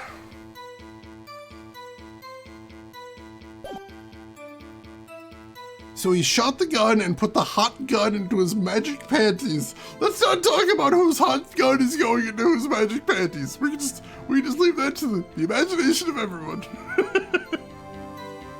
Let's see, and the last statement is that I informed the doctor and the police. All right, so let's press on this statement again. Let's see if we get anything new. So you took the only pistol there and fired it. That's correct. And the pistol was this one, which was left at the crime scene. Good show. I see you too are a magician of sorts. You're an idiot of sorts. Do you have any idea what you just said? I see the fire in your eyes as you glare at the witness. So how about heating up this trial a bit? These slow ballads bore me. Oh God, do I need to save?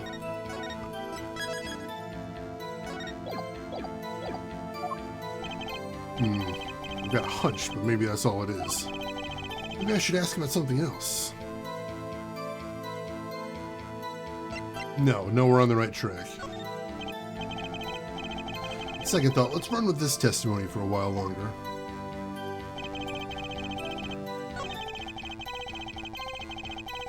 Alright, so that's the problem, is we know there was two guns, but he only remembers one being there.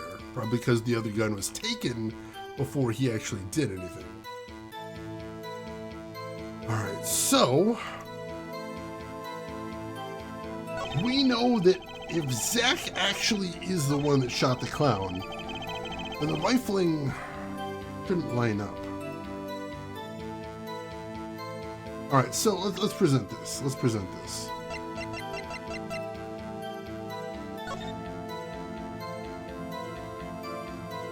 Because we know that the rifling in the bullet that actually killed the victim matches the gun that was found at the scene. But Zach said that he shot the clown and then took his gun with him. Therefore, the rifling in the bullet at the scene shouldn't match the one from the clown.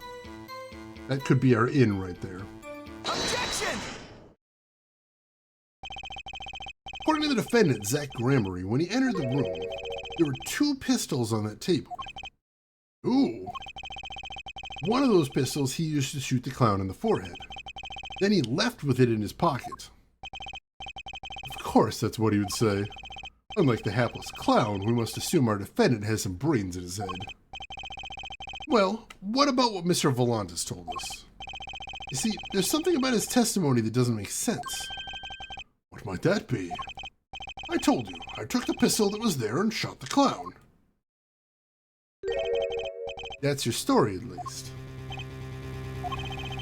But the rifling marks tell a very different story, Mr. Volant. Recall what Prosecutor Gavin told us. We compared the bullet taken from the victim's skull with a bullet fired from this gun. The rifling marks on the bullets were a perfect match. Ooh, bit of a misstep there, buddy. Mr. Volant, if you fired this pistol, then you shot the victim in the forehead. Order! Order! Order! Well, this is all rather sudden. Objection! What have I done? Prosecutor Kevin? I owe the court an apology. Sorry. Sorry for what? See, I was unaware that two of these unique pistols were crafted. The analysis of the rifling marks only proved the type of gun that fired them. Objection!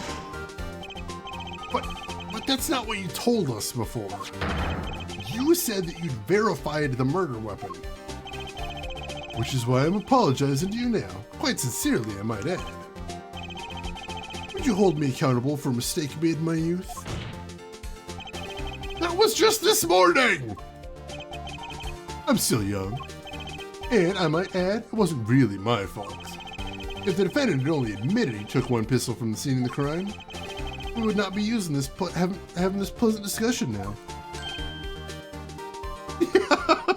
He's like, can you really hold this against me? Yes!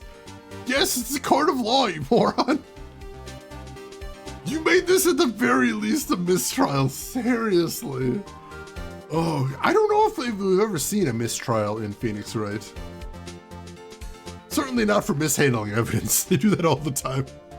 Yeah, when has the law ever mattered? Oh, God. So he said he checked the rifling marks, but he didn't. He actually did not check the rifling marks.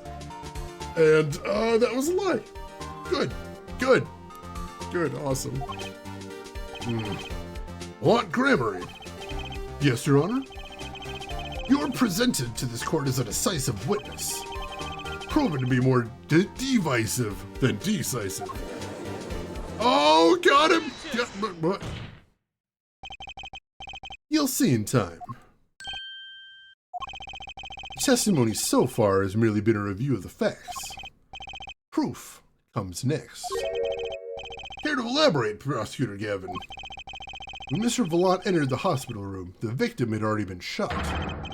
As his next testimony will prove, Herr Wright, the real fight is about to begin. Bring it. Very well, the witness will now testify to the court. Help us determine who shot what. That's a hell of a line.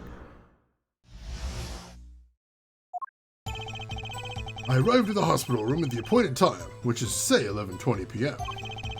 After discovering the body, I fulfilled my obligation, then called in the doctor. The doctor examined the body before the police arrived. He was quite clear about the time of death, 11:10 p.m. And the one in the room at that time was my partner, not me. Yeah, that's not what the autopsy says. The autopsy says sometime between 11 and 11:30. Are we actually going to accept that as evidence? Where is this doctor? We did deal with double jeopardy. That's right. Which is interesting. I remember that one now they mentioned it. Thank you for checking that. Those times are rather close, you have to admit. You're talking about an alibi established over a matter of minutes. To use a 10-minute discrepancy as the basis of your alibi is easy to explain in this situation here, Judge. For example, take our debut hit single, 13 Years Hard Time for Love. Cue the song, press the play button, and it'll play for 2 minutes, 15 seconds. Do it 100 times, the result's the same. Debut single was only 2 minutes, 15 seconds long? What a ripoff! Magic is a world of utmost precision. Hocus pocus requires admirable focus. Alright, that's a good one. I'm going to give him that. And in the time of death determined by the doctor, there is an incontrovertible truth. Very well. Prosecution warns us that we're dealing with rather precise times, and we can expect the cross-examination to require the same level of precision.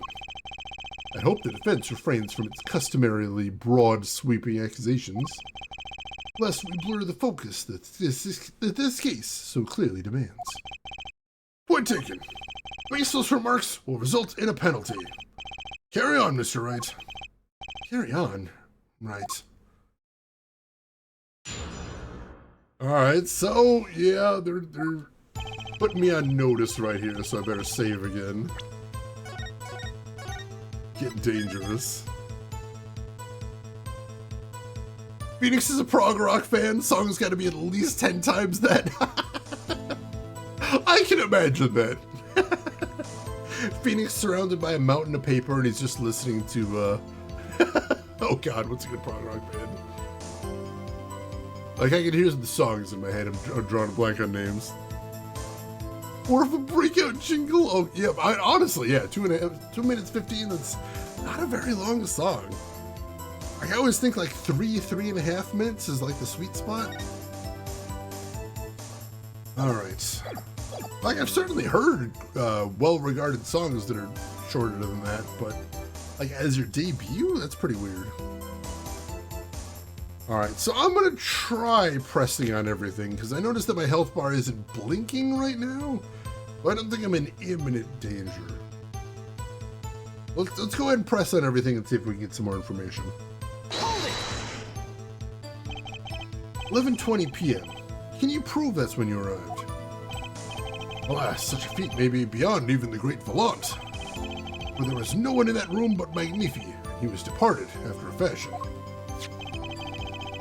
I have here defendant Zach Gramarye's sworn deposition. I snuck into his room that night at the appointed time. It was 10 minutes before I left the room, and the victim was still alive.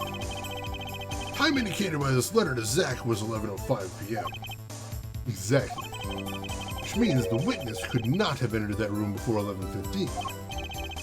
Because his partner was still in the middle of his crime. I see someone did their arithmetic homework. You see, the defendant himself has corroborated the witness's testimony. That all makes sense? So far, yeah. No, that does make sense. Like, that lines up with what Zach said. I'm okay with that. I don't see any problem with that testimony. If you say so. Let's continue, shall we? Sometimes the most magical thing of all is the truth. What a nerd! Duncan Hill's coffee! Short songs are better for radio. I thought even for radio, like 3 and 3.5 was considered the sweet spot. I could be wrong there. Alright, so is there anything like I definitely want to press here?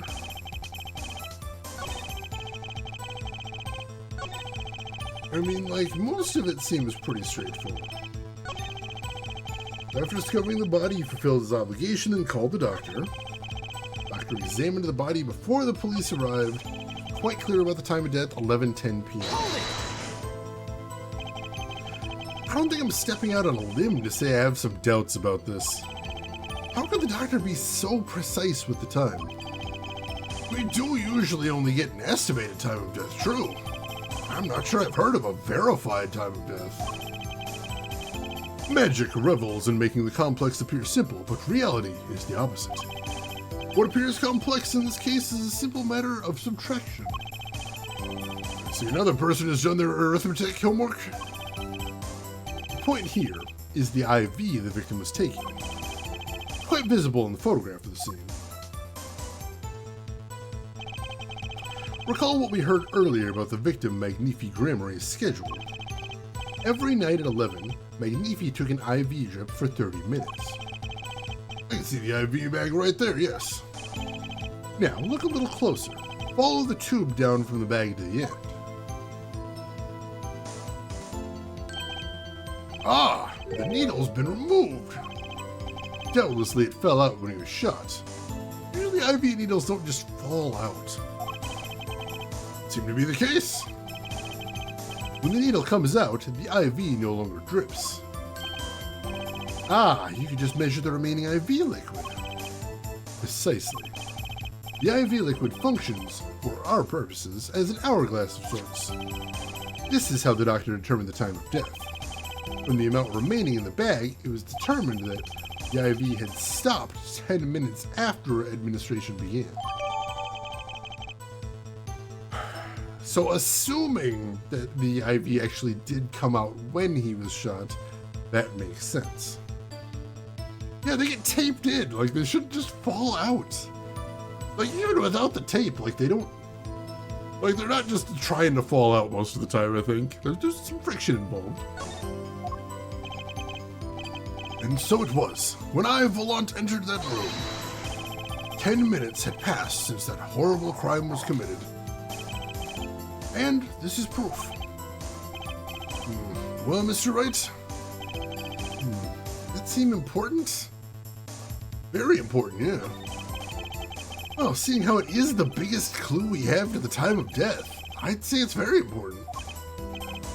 Agreed. It would be hard to imagine a more precise way to determine the time. Behold the power of arithmetic. Very well. The witness will add this detail to his testimony. Sometimes the most magical thing of all is the truth. Yeah, alright, so. The water of life springs not eternal. The remaining IV liquid proves my innocence. I mean, it does look definitive right there. Also, IVs seal themselves when not plugged into a body. News to me. I believe, yeah, I believe that is true. I'm not 100% sure on that. Like, somebody here could back me up, but I think they are designed so that if they're not in a fluid-filled medium, they won't drip normally. But yeah, if anybody knows that for certain, I would love to hear. Alright, so usually in these games when we get someone to amend their testimony, that means that's the thing we need to work with. Alright, so and this does feel very important. I guess since we got a new piece of information, let's start by pressing on that and seeing if we get anything different. Did you notice the IV yourself by any chance? First I entered that room, the stench of gunpowder assailed me. Next, the mark of death upon my mentor's forehead. Then his left arm did I spy, a rose, drooping and wilted. Its thorn the discarded IV needle. Knocked from the vein by the force of the shot, luckily for you. If that IV had not been there, why, you might be a suspect. Indubitably so. I might say it's thanks to my lucky color. Your lucky color? Indeed. Even today I wear it proudly upon my suspect self. For it always, without fail, brings me luck. Why, when Zack and Volant won their first Magician's Grand Prix. Yes, the very one held by the Association of International Magicians. I was adorned in this attire then, too. And our trophy? A bust. Ah, what a day that was. This is one trip down memory lane no one needs. My lucky color, yes indeed. And that IV, too. I say I think 'twas even especially for me, Volant. That does seem to be the case indeed. Well, Mr. Wright, any thoughts on this testimony? Well, sure looks happy with himself. Okay, how about this lucky color testimony? Oh, there's a problem with that, most definitely. Oh, they do love their puns in these games. Certainly sounds like your lucky colors brought you plenty of luck. But not this time. Mr. Volant, your lucky colors betrayed you. I'm afraid you've lost me. Your Honor, the witness's testimony just now clearly contradicts the evidence. What? Please recall my warning at the beginning of this cross-examination, Mr. Wright. Baseless accusations will be duly penalized. You'll hope this latest accusation is well based. Don't worry, I've got all your bases right here. Very well, let's hear the defense's claim. Where is your evidence that contradicts what Mr. Volant told us? That would be the crime scene photo. Oh, the very big circus. Oh God, still to this day, by far, like not even a close competition, my least favorite Phoenix Wright case. I hate that so much. Oh, that was where they were. Oh, right. I had completely forgotten about that. The Grand Prix came up in that case, Spice Chipmunk. Oh, thank you for reminding me. All your base, all your base, they belong to Phoenix? Is that what I'm hearing here? Oh, I haven't heard that in a long time, but like it's seared upon my brain meats for all time. The crime scene tells all, Your Honor. Oh, no, the crime scene. All this talk of color has me yearning for black and white, clear-cut simplicity. Tell us, Herr Wright, just where is the contradiction in this photo? My pleasure, and I assure you, it's quite simple. But I can't promise anything in black and white. Let's hear what Mr. Wright has to say. Wright blocked the case in self-defense, trying to protect himself from the horror that was the Very Big Circus. I was telling somebody, if you go back and watch the VOD of that case where they go back to the Berry Big Circus, like every time they're in the big top, you can see me like gritting my teeth because I'm just waiting for Mo the Clown to show up. I'm like, they better not. They wouldn't dare. Take that! Volant Grammary. Let's get one thing straight about your lucky color. It's yellow, yes? That takes the mystery out of it, but yes. Something wrong with yellow, Mr. Wright? Yes, there is. Decisively wrong, in fact. Take another look at the photo of the crime scene. Oh, what's this? Confusion? Doubt? Tell us, what do your elderly eyes spy? Even my elderly eyes can see a problem here, Mr. Volant. Look at that IV bag. What is this? What foul... It'd be hard to call that IV liquid yellow. And I'm afraid no magic was involved in the taking of this photograph. No!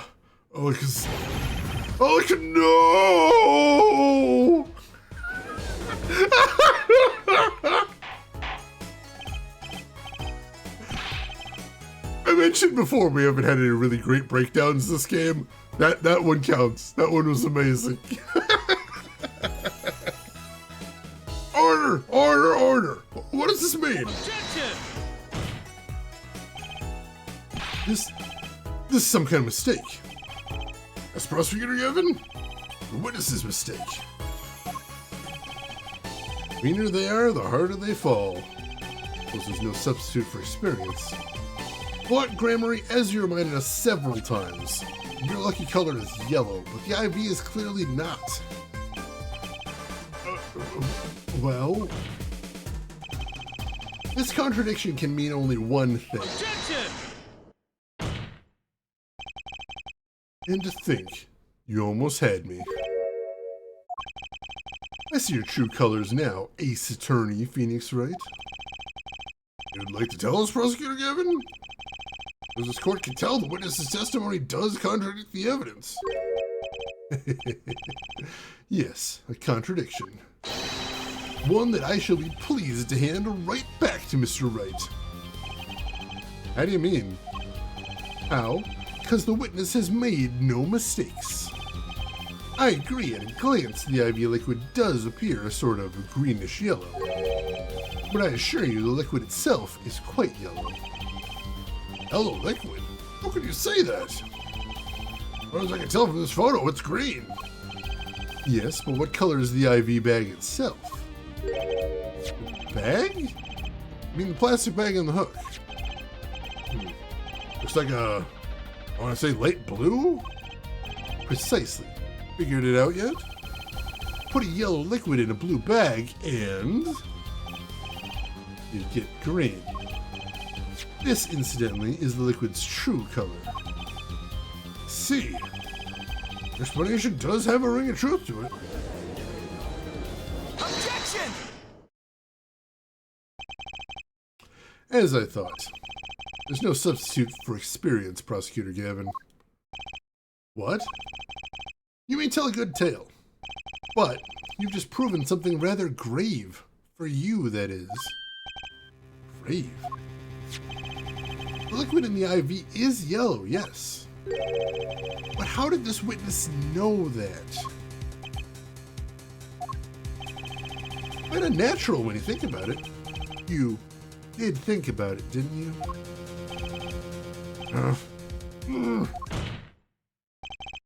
Your Honor, the defense requests an explanation from the witness. At the scene of the crime, the IV liquid appears to be green. So let me ask, how did the witness know that the IV liquid was actually yellow? That's one of my favorite songs in the entire series right here. Oh, I love this.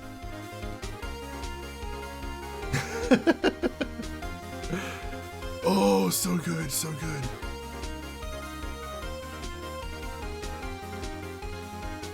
All right. It was gravity all along, as usual. So I noticed something there mentioning a motorized pump, but most of the IVs I've had haven't had a motorized pump. That's interesting. Dresses in yellow, leaks in yellow, yellow is all he sees. Yellow colored glasses, you might say. Pursuit, I love this song. Pelicans, oh my god. I think I like beating on this guy, it's fun. Order, order, order. Mr. Wright, you will explain this at once. The witness clearly knew the color of the IV liquid. Sure, it means something, but what? I can think of only one possibility, Your Honor. The witness, Volant Grammary, has testified that the IV liquid was yellow because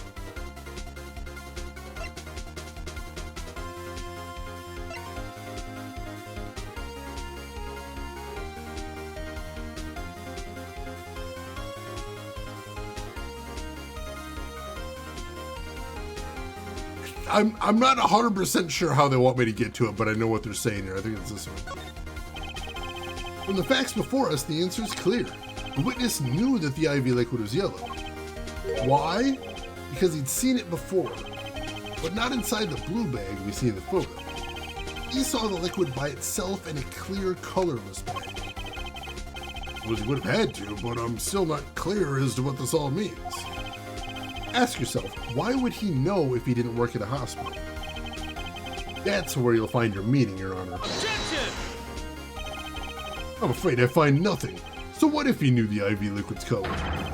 Leave me getting excited over absolutely nothing to our teeny bopper fans, yeah? Objection! The IV liquid is the only evidence proving the time of death. A 30-minute hourglass with 20 minutes worth of sand remaining. Your claim, prosecutor Gibb. I remember it well.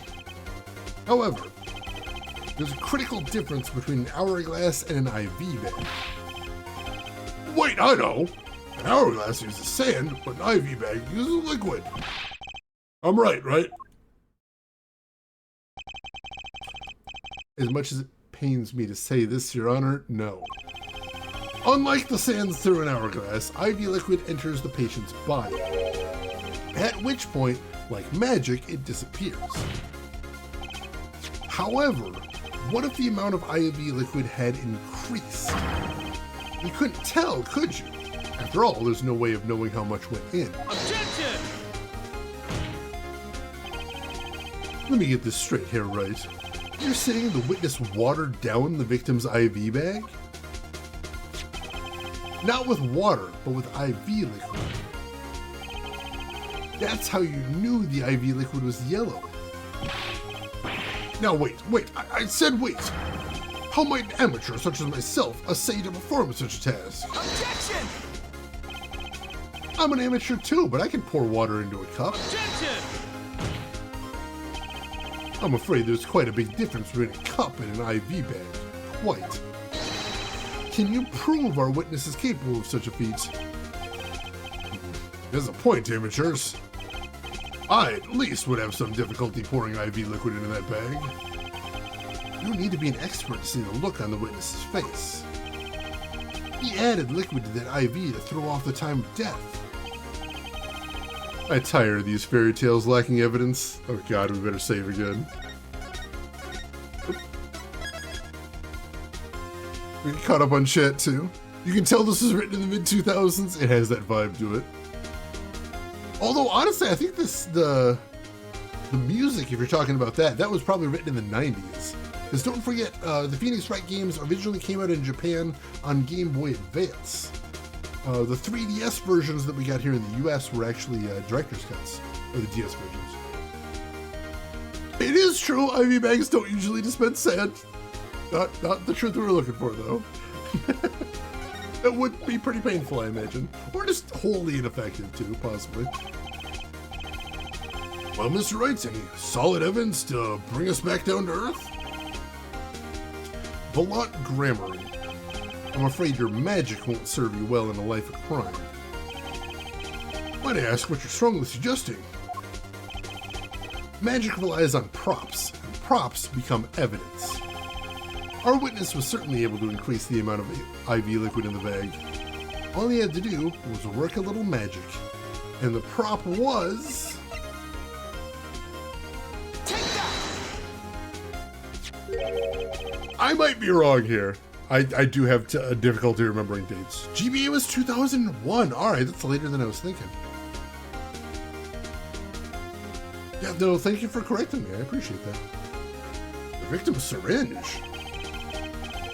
It's the perfect prop for the magically increasing IV trick. And easy enough for an amateur to use. Objection! What kind of evidence is that? The syringe was clean, not a trace of liquid in it. Objection! And don't you find that odd, Prosecutor Gavin? What? The victim had the syringe to administer his insulin shots. There should have been traces of insulin left inside. Well, Volant Grammary? As you pointed out yourself, the IV liquid makes the perfect clock. One that you could manipulate at will. Okay.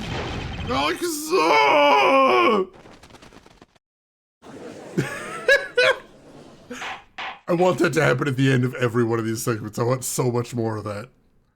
It's amazing. I do believe, well, this being his first, but the burden of this trial has been a bit too much to bear for Prosecutor Gavin. I'm afraid that while there is a doubt to the amount of IV liquid in that bag, time of death cannot be proven. And that brings our trial to a close for today.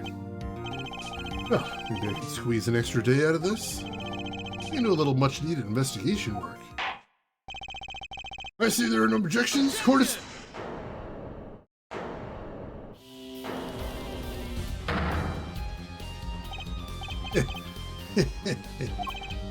Truly, there's no substitute for experience. Nothing blinds one of the truth so effectively. A word to the wise. Underestimate the young and they'll sweep your feet out from under you. In a way you never ever expected. You see, I know exactly what you're thinking. What's he talking about? You say the witness used the syringe to manipulate the level of the IV liquid. But there's no proof. No proof he didn't do it either. Yes, quite true. Huh? He's admitting it. Nor was the witness quite as decisive as I hoped. This I admit. After all, why linger in the past, when the future holds so much? You have something in mind, Prosecutor Gavin? Proof, Herr Judge. I have another way to prove my case. With evidence, no less. What's this? This is the victim Magnifi Grammary's diary. Diary? After going to the hospital, Magnifi began writing his memoirs, it seems. The story of his birth, his startling debut, and of meeting his disciples. It seems he intended for the last chapter to end quite appropriately with his death. Wait, that book doesn't say what the reason was, does it? The reason why his disciples couldn't refuse his last request? Sadly, it does not. What's important here is on the last page. Apparently, the victim wrote in his journal that night, even after the IV had begun at 11 p.m. Let's read it, shall we?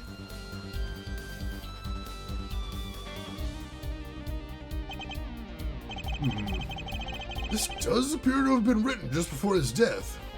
Tonight's IV is in, maybe the last. I leave the rest to them. The first should come soon. The journal may end here, or it may go on, but not long. That depends on his hand. Can't read the rest right now. He's sweeping the light. Is that a legal move? If the ref didn't see it, it didn't happen. October 11th, 2001 was the release date for the first GBA. Alright. So yeah, that is later than I thought. Thank you for correcting me. I appreciate that. Make it an animated emote? I'm worried there's too much going on there. Paralegal move, actually. Oh, that's a complex joke. I like that.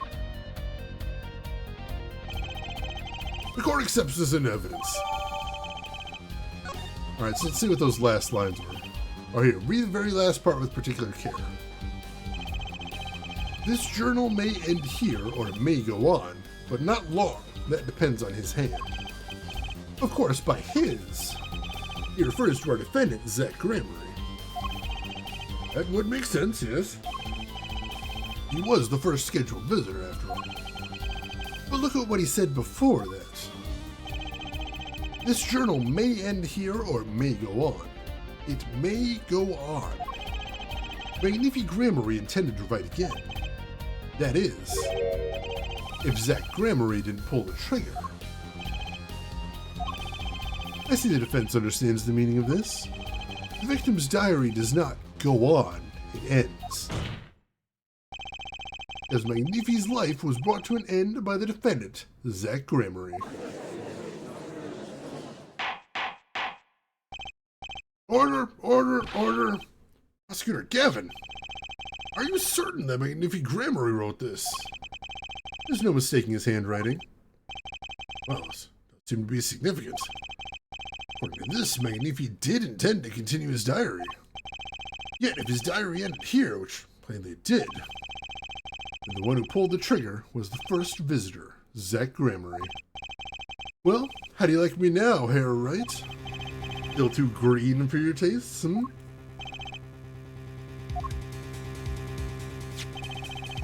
Right about the diary being pretty clear. Still, I find it hard to believe. Hey, Wasabi, welcome in. How are you doing today? He'd overlooked such an obvious problem with his previous evidence. Well, Mr. Wright, this testimony we heard was lacking. Together with this evidence, it seems quite sufficient for a case. Oh god, I'm gonna say it again.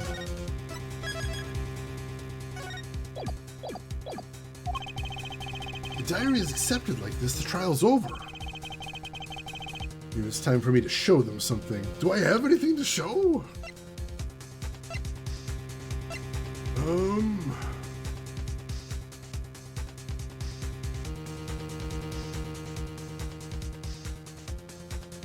Oh!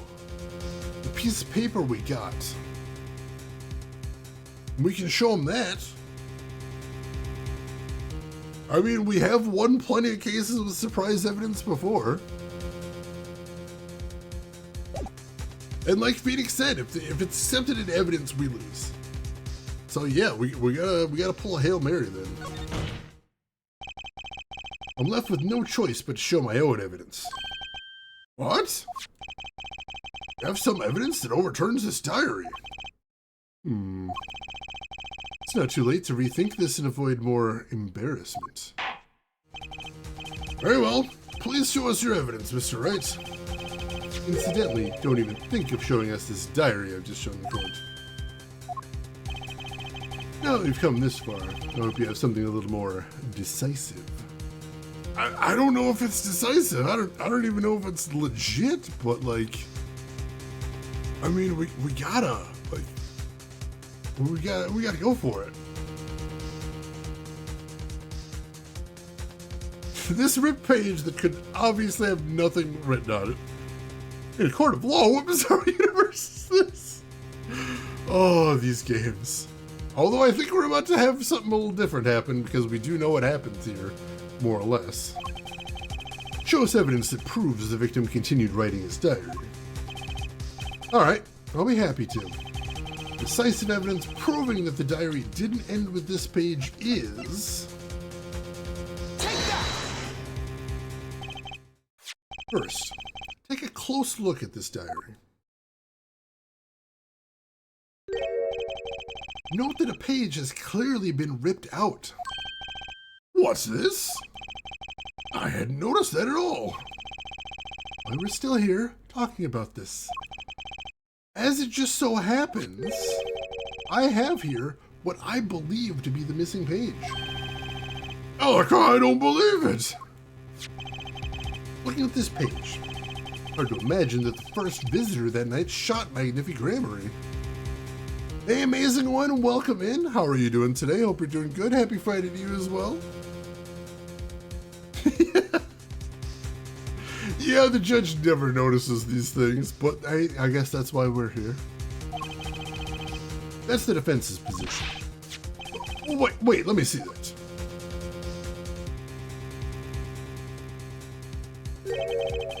What in Sam Hill? What, this is the continuation of the victim's diary.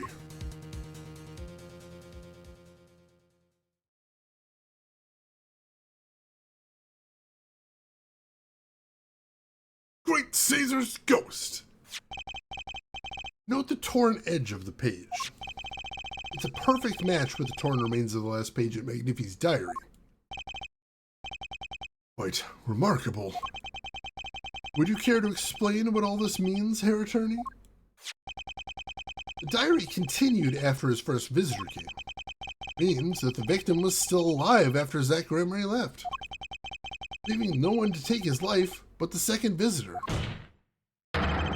Valant Gremery. No! A bit more doves that time. Handwriting too matches that on the other pages. This is, without a doubt, the genuine article. Is that Dante from Devil May Cry? I didn't see a sticker on the outside of the box saying featuring Dante from the Devil May Cry series, but you never know. You never know. And stop calling him. I mean, I could see him being the hair attorney there. He's got that fantastic hair.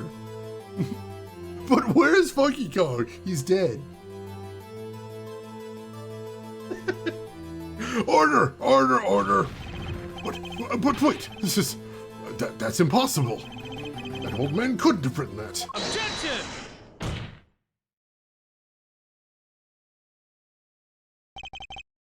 Finally. You just couldn't resist, could you, Herr Wright? Resist what? Presenting solid evidence? Herr Judge? Yes, Prosecutor Gavin? Might I request we put the current cross-examination on hold? Prosecution would like to call a new witness. Prosecutor Gavin! This evidence overturns the current witnesses. I ask only put it on hold. Please, my new witness has a very, very important piece of testimony to give. 5 minutes, no more. I promise, Your Honor. Well, if you put it that way. Mr. Wright, what's your take on this? Well, Your Honor, judging from his enthusiasm, we'll have to hear this new testimony sooner or later anyway. So, might as well be sooner. Funky Kong is dead! I'm so sorry to break it to you. I didn't mean for you to hear it this way. Clavier must be Dante related. Dante tangential. He's within the neighborhood of Dante. Does Valant reload his doves every time he freaks out? I like to imagine while the camera's up here focused on the judge, he's down here running around the courtroom collecting his doves and just desperately stuffing them back into his jacket. Which I wish we would have gotten to see, but unfortunately can't move the camera here. Otherwise we'd be seeing him flying around in the background during these other segments at some point. It is Capcom. And wasn't Dante and Phoenix both in Marvel vs. Capcom 3? I know Phoenix was in there. I don't remember if Dante was. And, though this is highly, highly irregular, we will put the current cross-examination on hold. The witness may step down. Now, Prosecutor Gavin, please bring this surprise witness to the courtroom.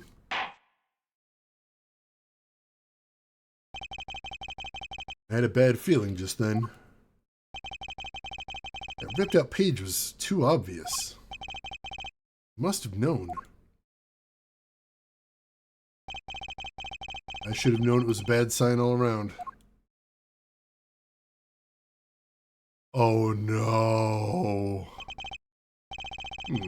Holding a trial with no audience is a first, even for me, Prosecutor Gavin. I beg the court's understanding. But I had to make a judiciary deal with a witness to secure his testimony. Judiciary deal? The details of his testimony may have some legal ramifications, shall we say. I thought it best to contain the information in this room. Very well. And you are the witness, I gather? Yes, sir. State your name and occupation for the record. My name is Drew Misham. I'm a painter. Painter? You're somehow related to this case? No, well, not per se. I have one simple question for this witness. Mr. Misham, was it? Do you know what this is? Oh, yeah, I know it well. How was that possible? Have you seen this diary page somewhere before? Oh, yeah, I mean, I made it. You... What? You made it? Yes. You might call it one of my works. Prosecutor's office received a tip-off yesterday. Illegal evidence has been prepared for the trial of Zach Gramery. Illegal evidence? I initiated an investigation and found this witness. Painter to the world at large, Drew Misham has another side, you might say. He is skilled in making perfect reproductions of certain things. Forgeries, in other words. Forgeries? Well, so we are to understand that this page here is a fake, prepared by a certain defense attorney. Objection! Hold it. I didn't prepare this evidence. Objection! Ah, the attorney speaks. Something about this page, I presume. But what is he saying? It makes no sense. After all, it was you who presented this evidence to us, Phoenix, right? Witness, or Mr. Misham, was it? Who requested this forgery? Who is your client? That, I don't know. What? Most of my clients prefer to remain anonymous, even to me. I make the items they want and receive my payment. That's the extent of my contact with them. Objection! But there's no proof this is a fake. It's a fake. Huh? To avoid just this sort of problem, I always put a special mark on my works. I can say without a doubt, this is mine.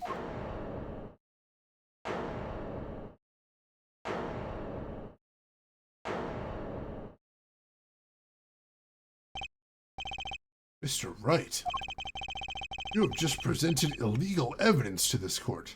My court. It was careless of me. That's all I can say. Oh, old boy. Here. What's this? I don't know. I just got it over there in the hall. They told me to give it to the old boy in the blue suit with the spiky hair.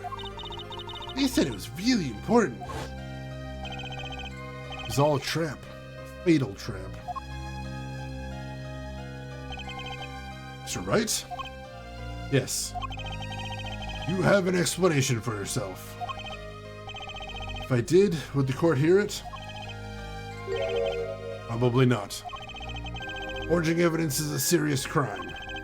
Presenting it in court, a serious mistake. A fatal mistake for an attorney. Fatal too, perhaps, for your client, I fear. Tell me, what kind of defendant relies on forged evidence? The answer is quite clear. A guilty one. Objection! Your Honor, wait.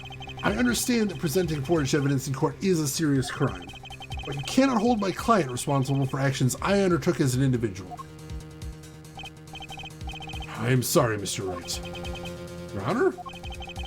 Another close call, I dare say. The prosecutor's office hadn't received that hot tip. Everything would have gone the way you wanted it to, yeah? I even gave you a chance. But you decided not to think before embarrassing yourself. I see no need for further discussion on this matter. Special witness dismissed.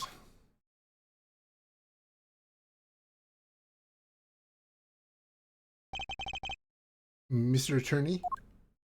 Yes? Could I ask your name? Phoenix Wright.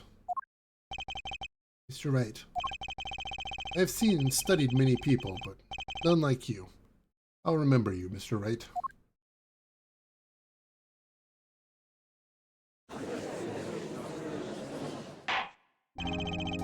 Oh, I deeply regret having to declare a verdict in this way.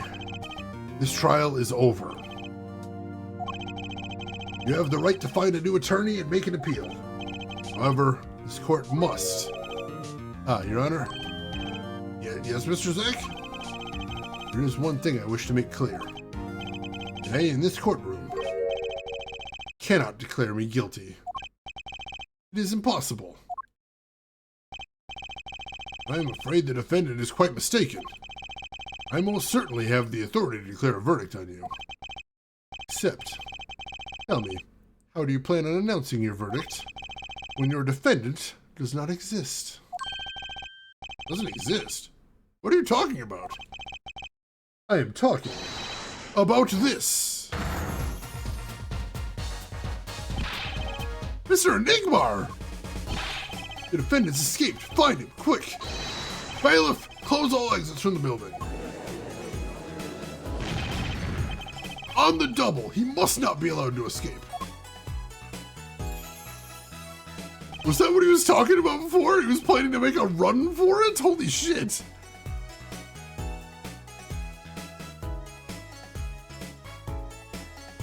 Yeah, how would I know how to forge the page?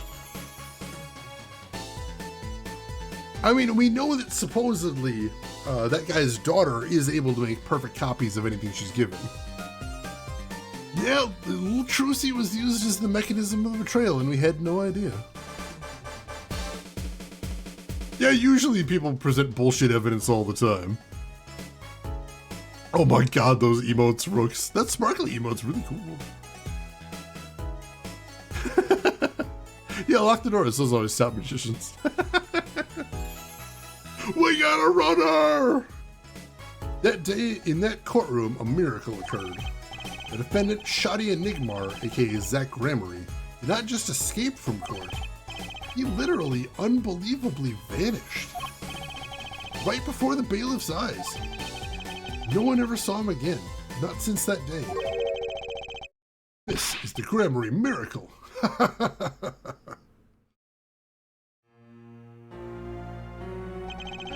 No verdict was declared. After all, the defendant didn't exist. I will say declaring a verdict in absentia is very rare.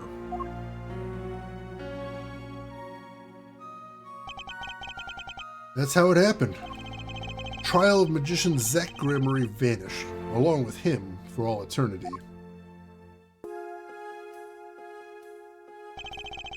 The mysteries that remained behind were all solved, however. Not until 7 years later. To be continued. I think that might be the first time we've ever seen the empty judge's chair there. That was kind of cool.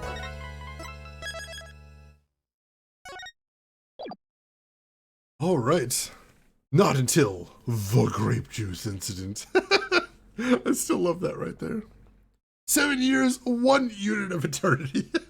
You gotta get there somehow, I suppose. Zeno would be so proud. So I think, I'm gonna double check this, but I think this is probably a good place to stop for the day. Yeah, I think this is a good place to stop. I don't ever want to guarantee anything, but I think it's possible from right here we could potentially finish the case tomorrow. And that's what I want. I was hoping to finish the case this week. And yeah, we might be able to now. So let's go ahead and wrap it up right here. I gotta go get lunch anyway. And we'll pick this up tomorrow, and with any luck, we will see how this all wraps up, because my god, what a very complex case we have right now. And also, I'm gonna lay the cards on the table right now. If they don't explain how Zack was able to escape the courtroom, I'm calling bullshit. That's what I'm putting down for tomorrow. That illegal evidence time again? I didn't know it was illegal. A child gave it to me 5 minutes ago. How was I supposed to know? That magician-shaped hole in the wall again? Did he just Kool-Aid Man his way out? That would be amazing. Gonna be a long one after this. Stopping here is a good call. Oh yeah, like I'd normally be stopping like either right now or in about 45 minutes, and I know it's not a 45-minute segment next. So as always, thank you everybody for being here. I appreciate that. I hope you all are continuing to enjoy this case. I'm liking it. It is pretty cool. Although, once again, I'm gonna agree, if they really wanted to get people to connect with Apollo, they needed to leave Phoenix out of this game. I think that was a mistake on their part. So, we're gonna go ahead and get out of here, but as always, we do have one last thing to do before we call it quits for the day in total, and of course, that is... let's see who all else is online. So if you're not done watching Twitch for the day, maybe I can send you somewhere cool. I definitely would like the opportunity to try.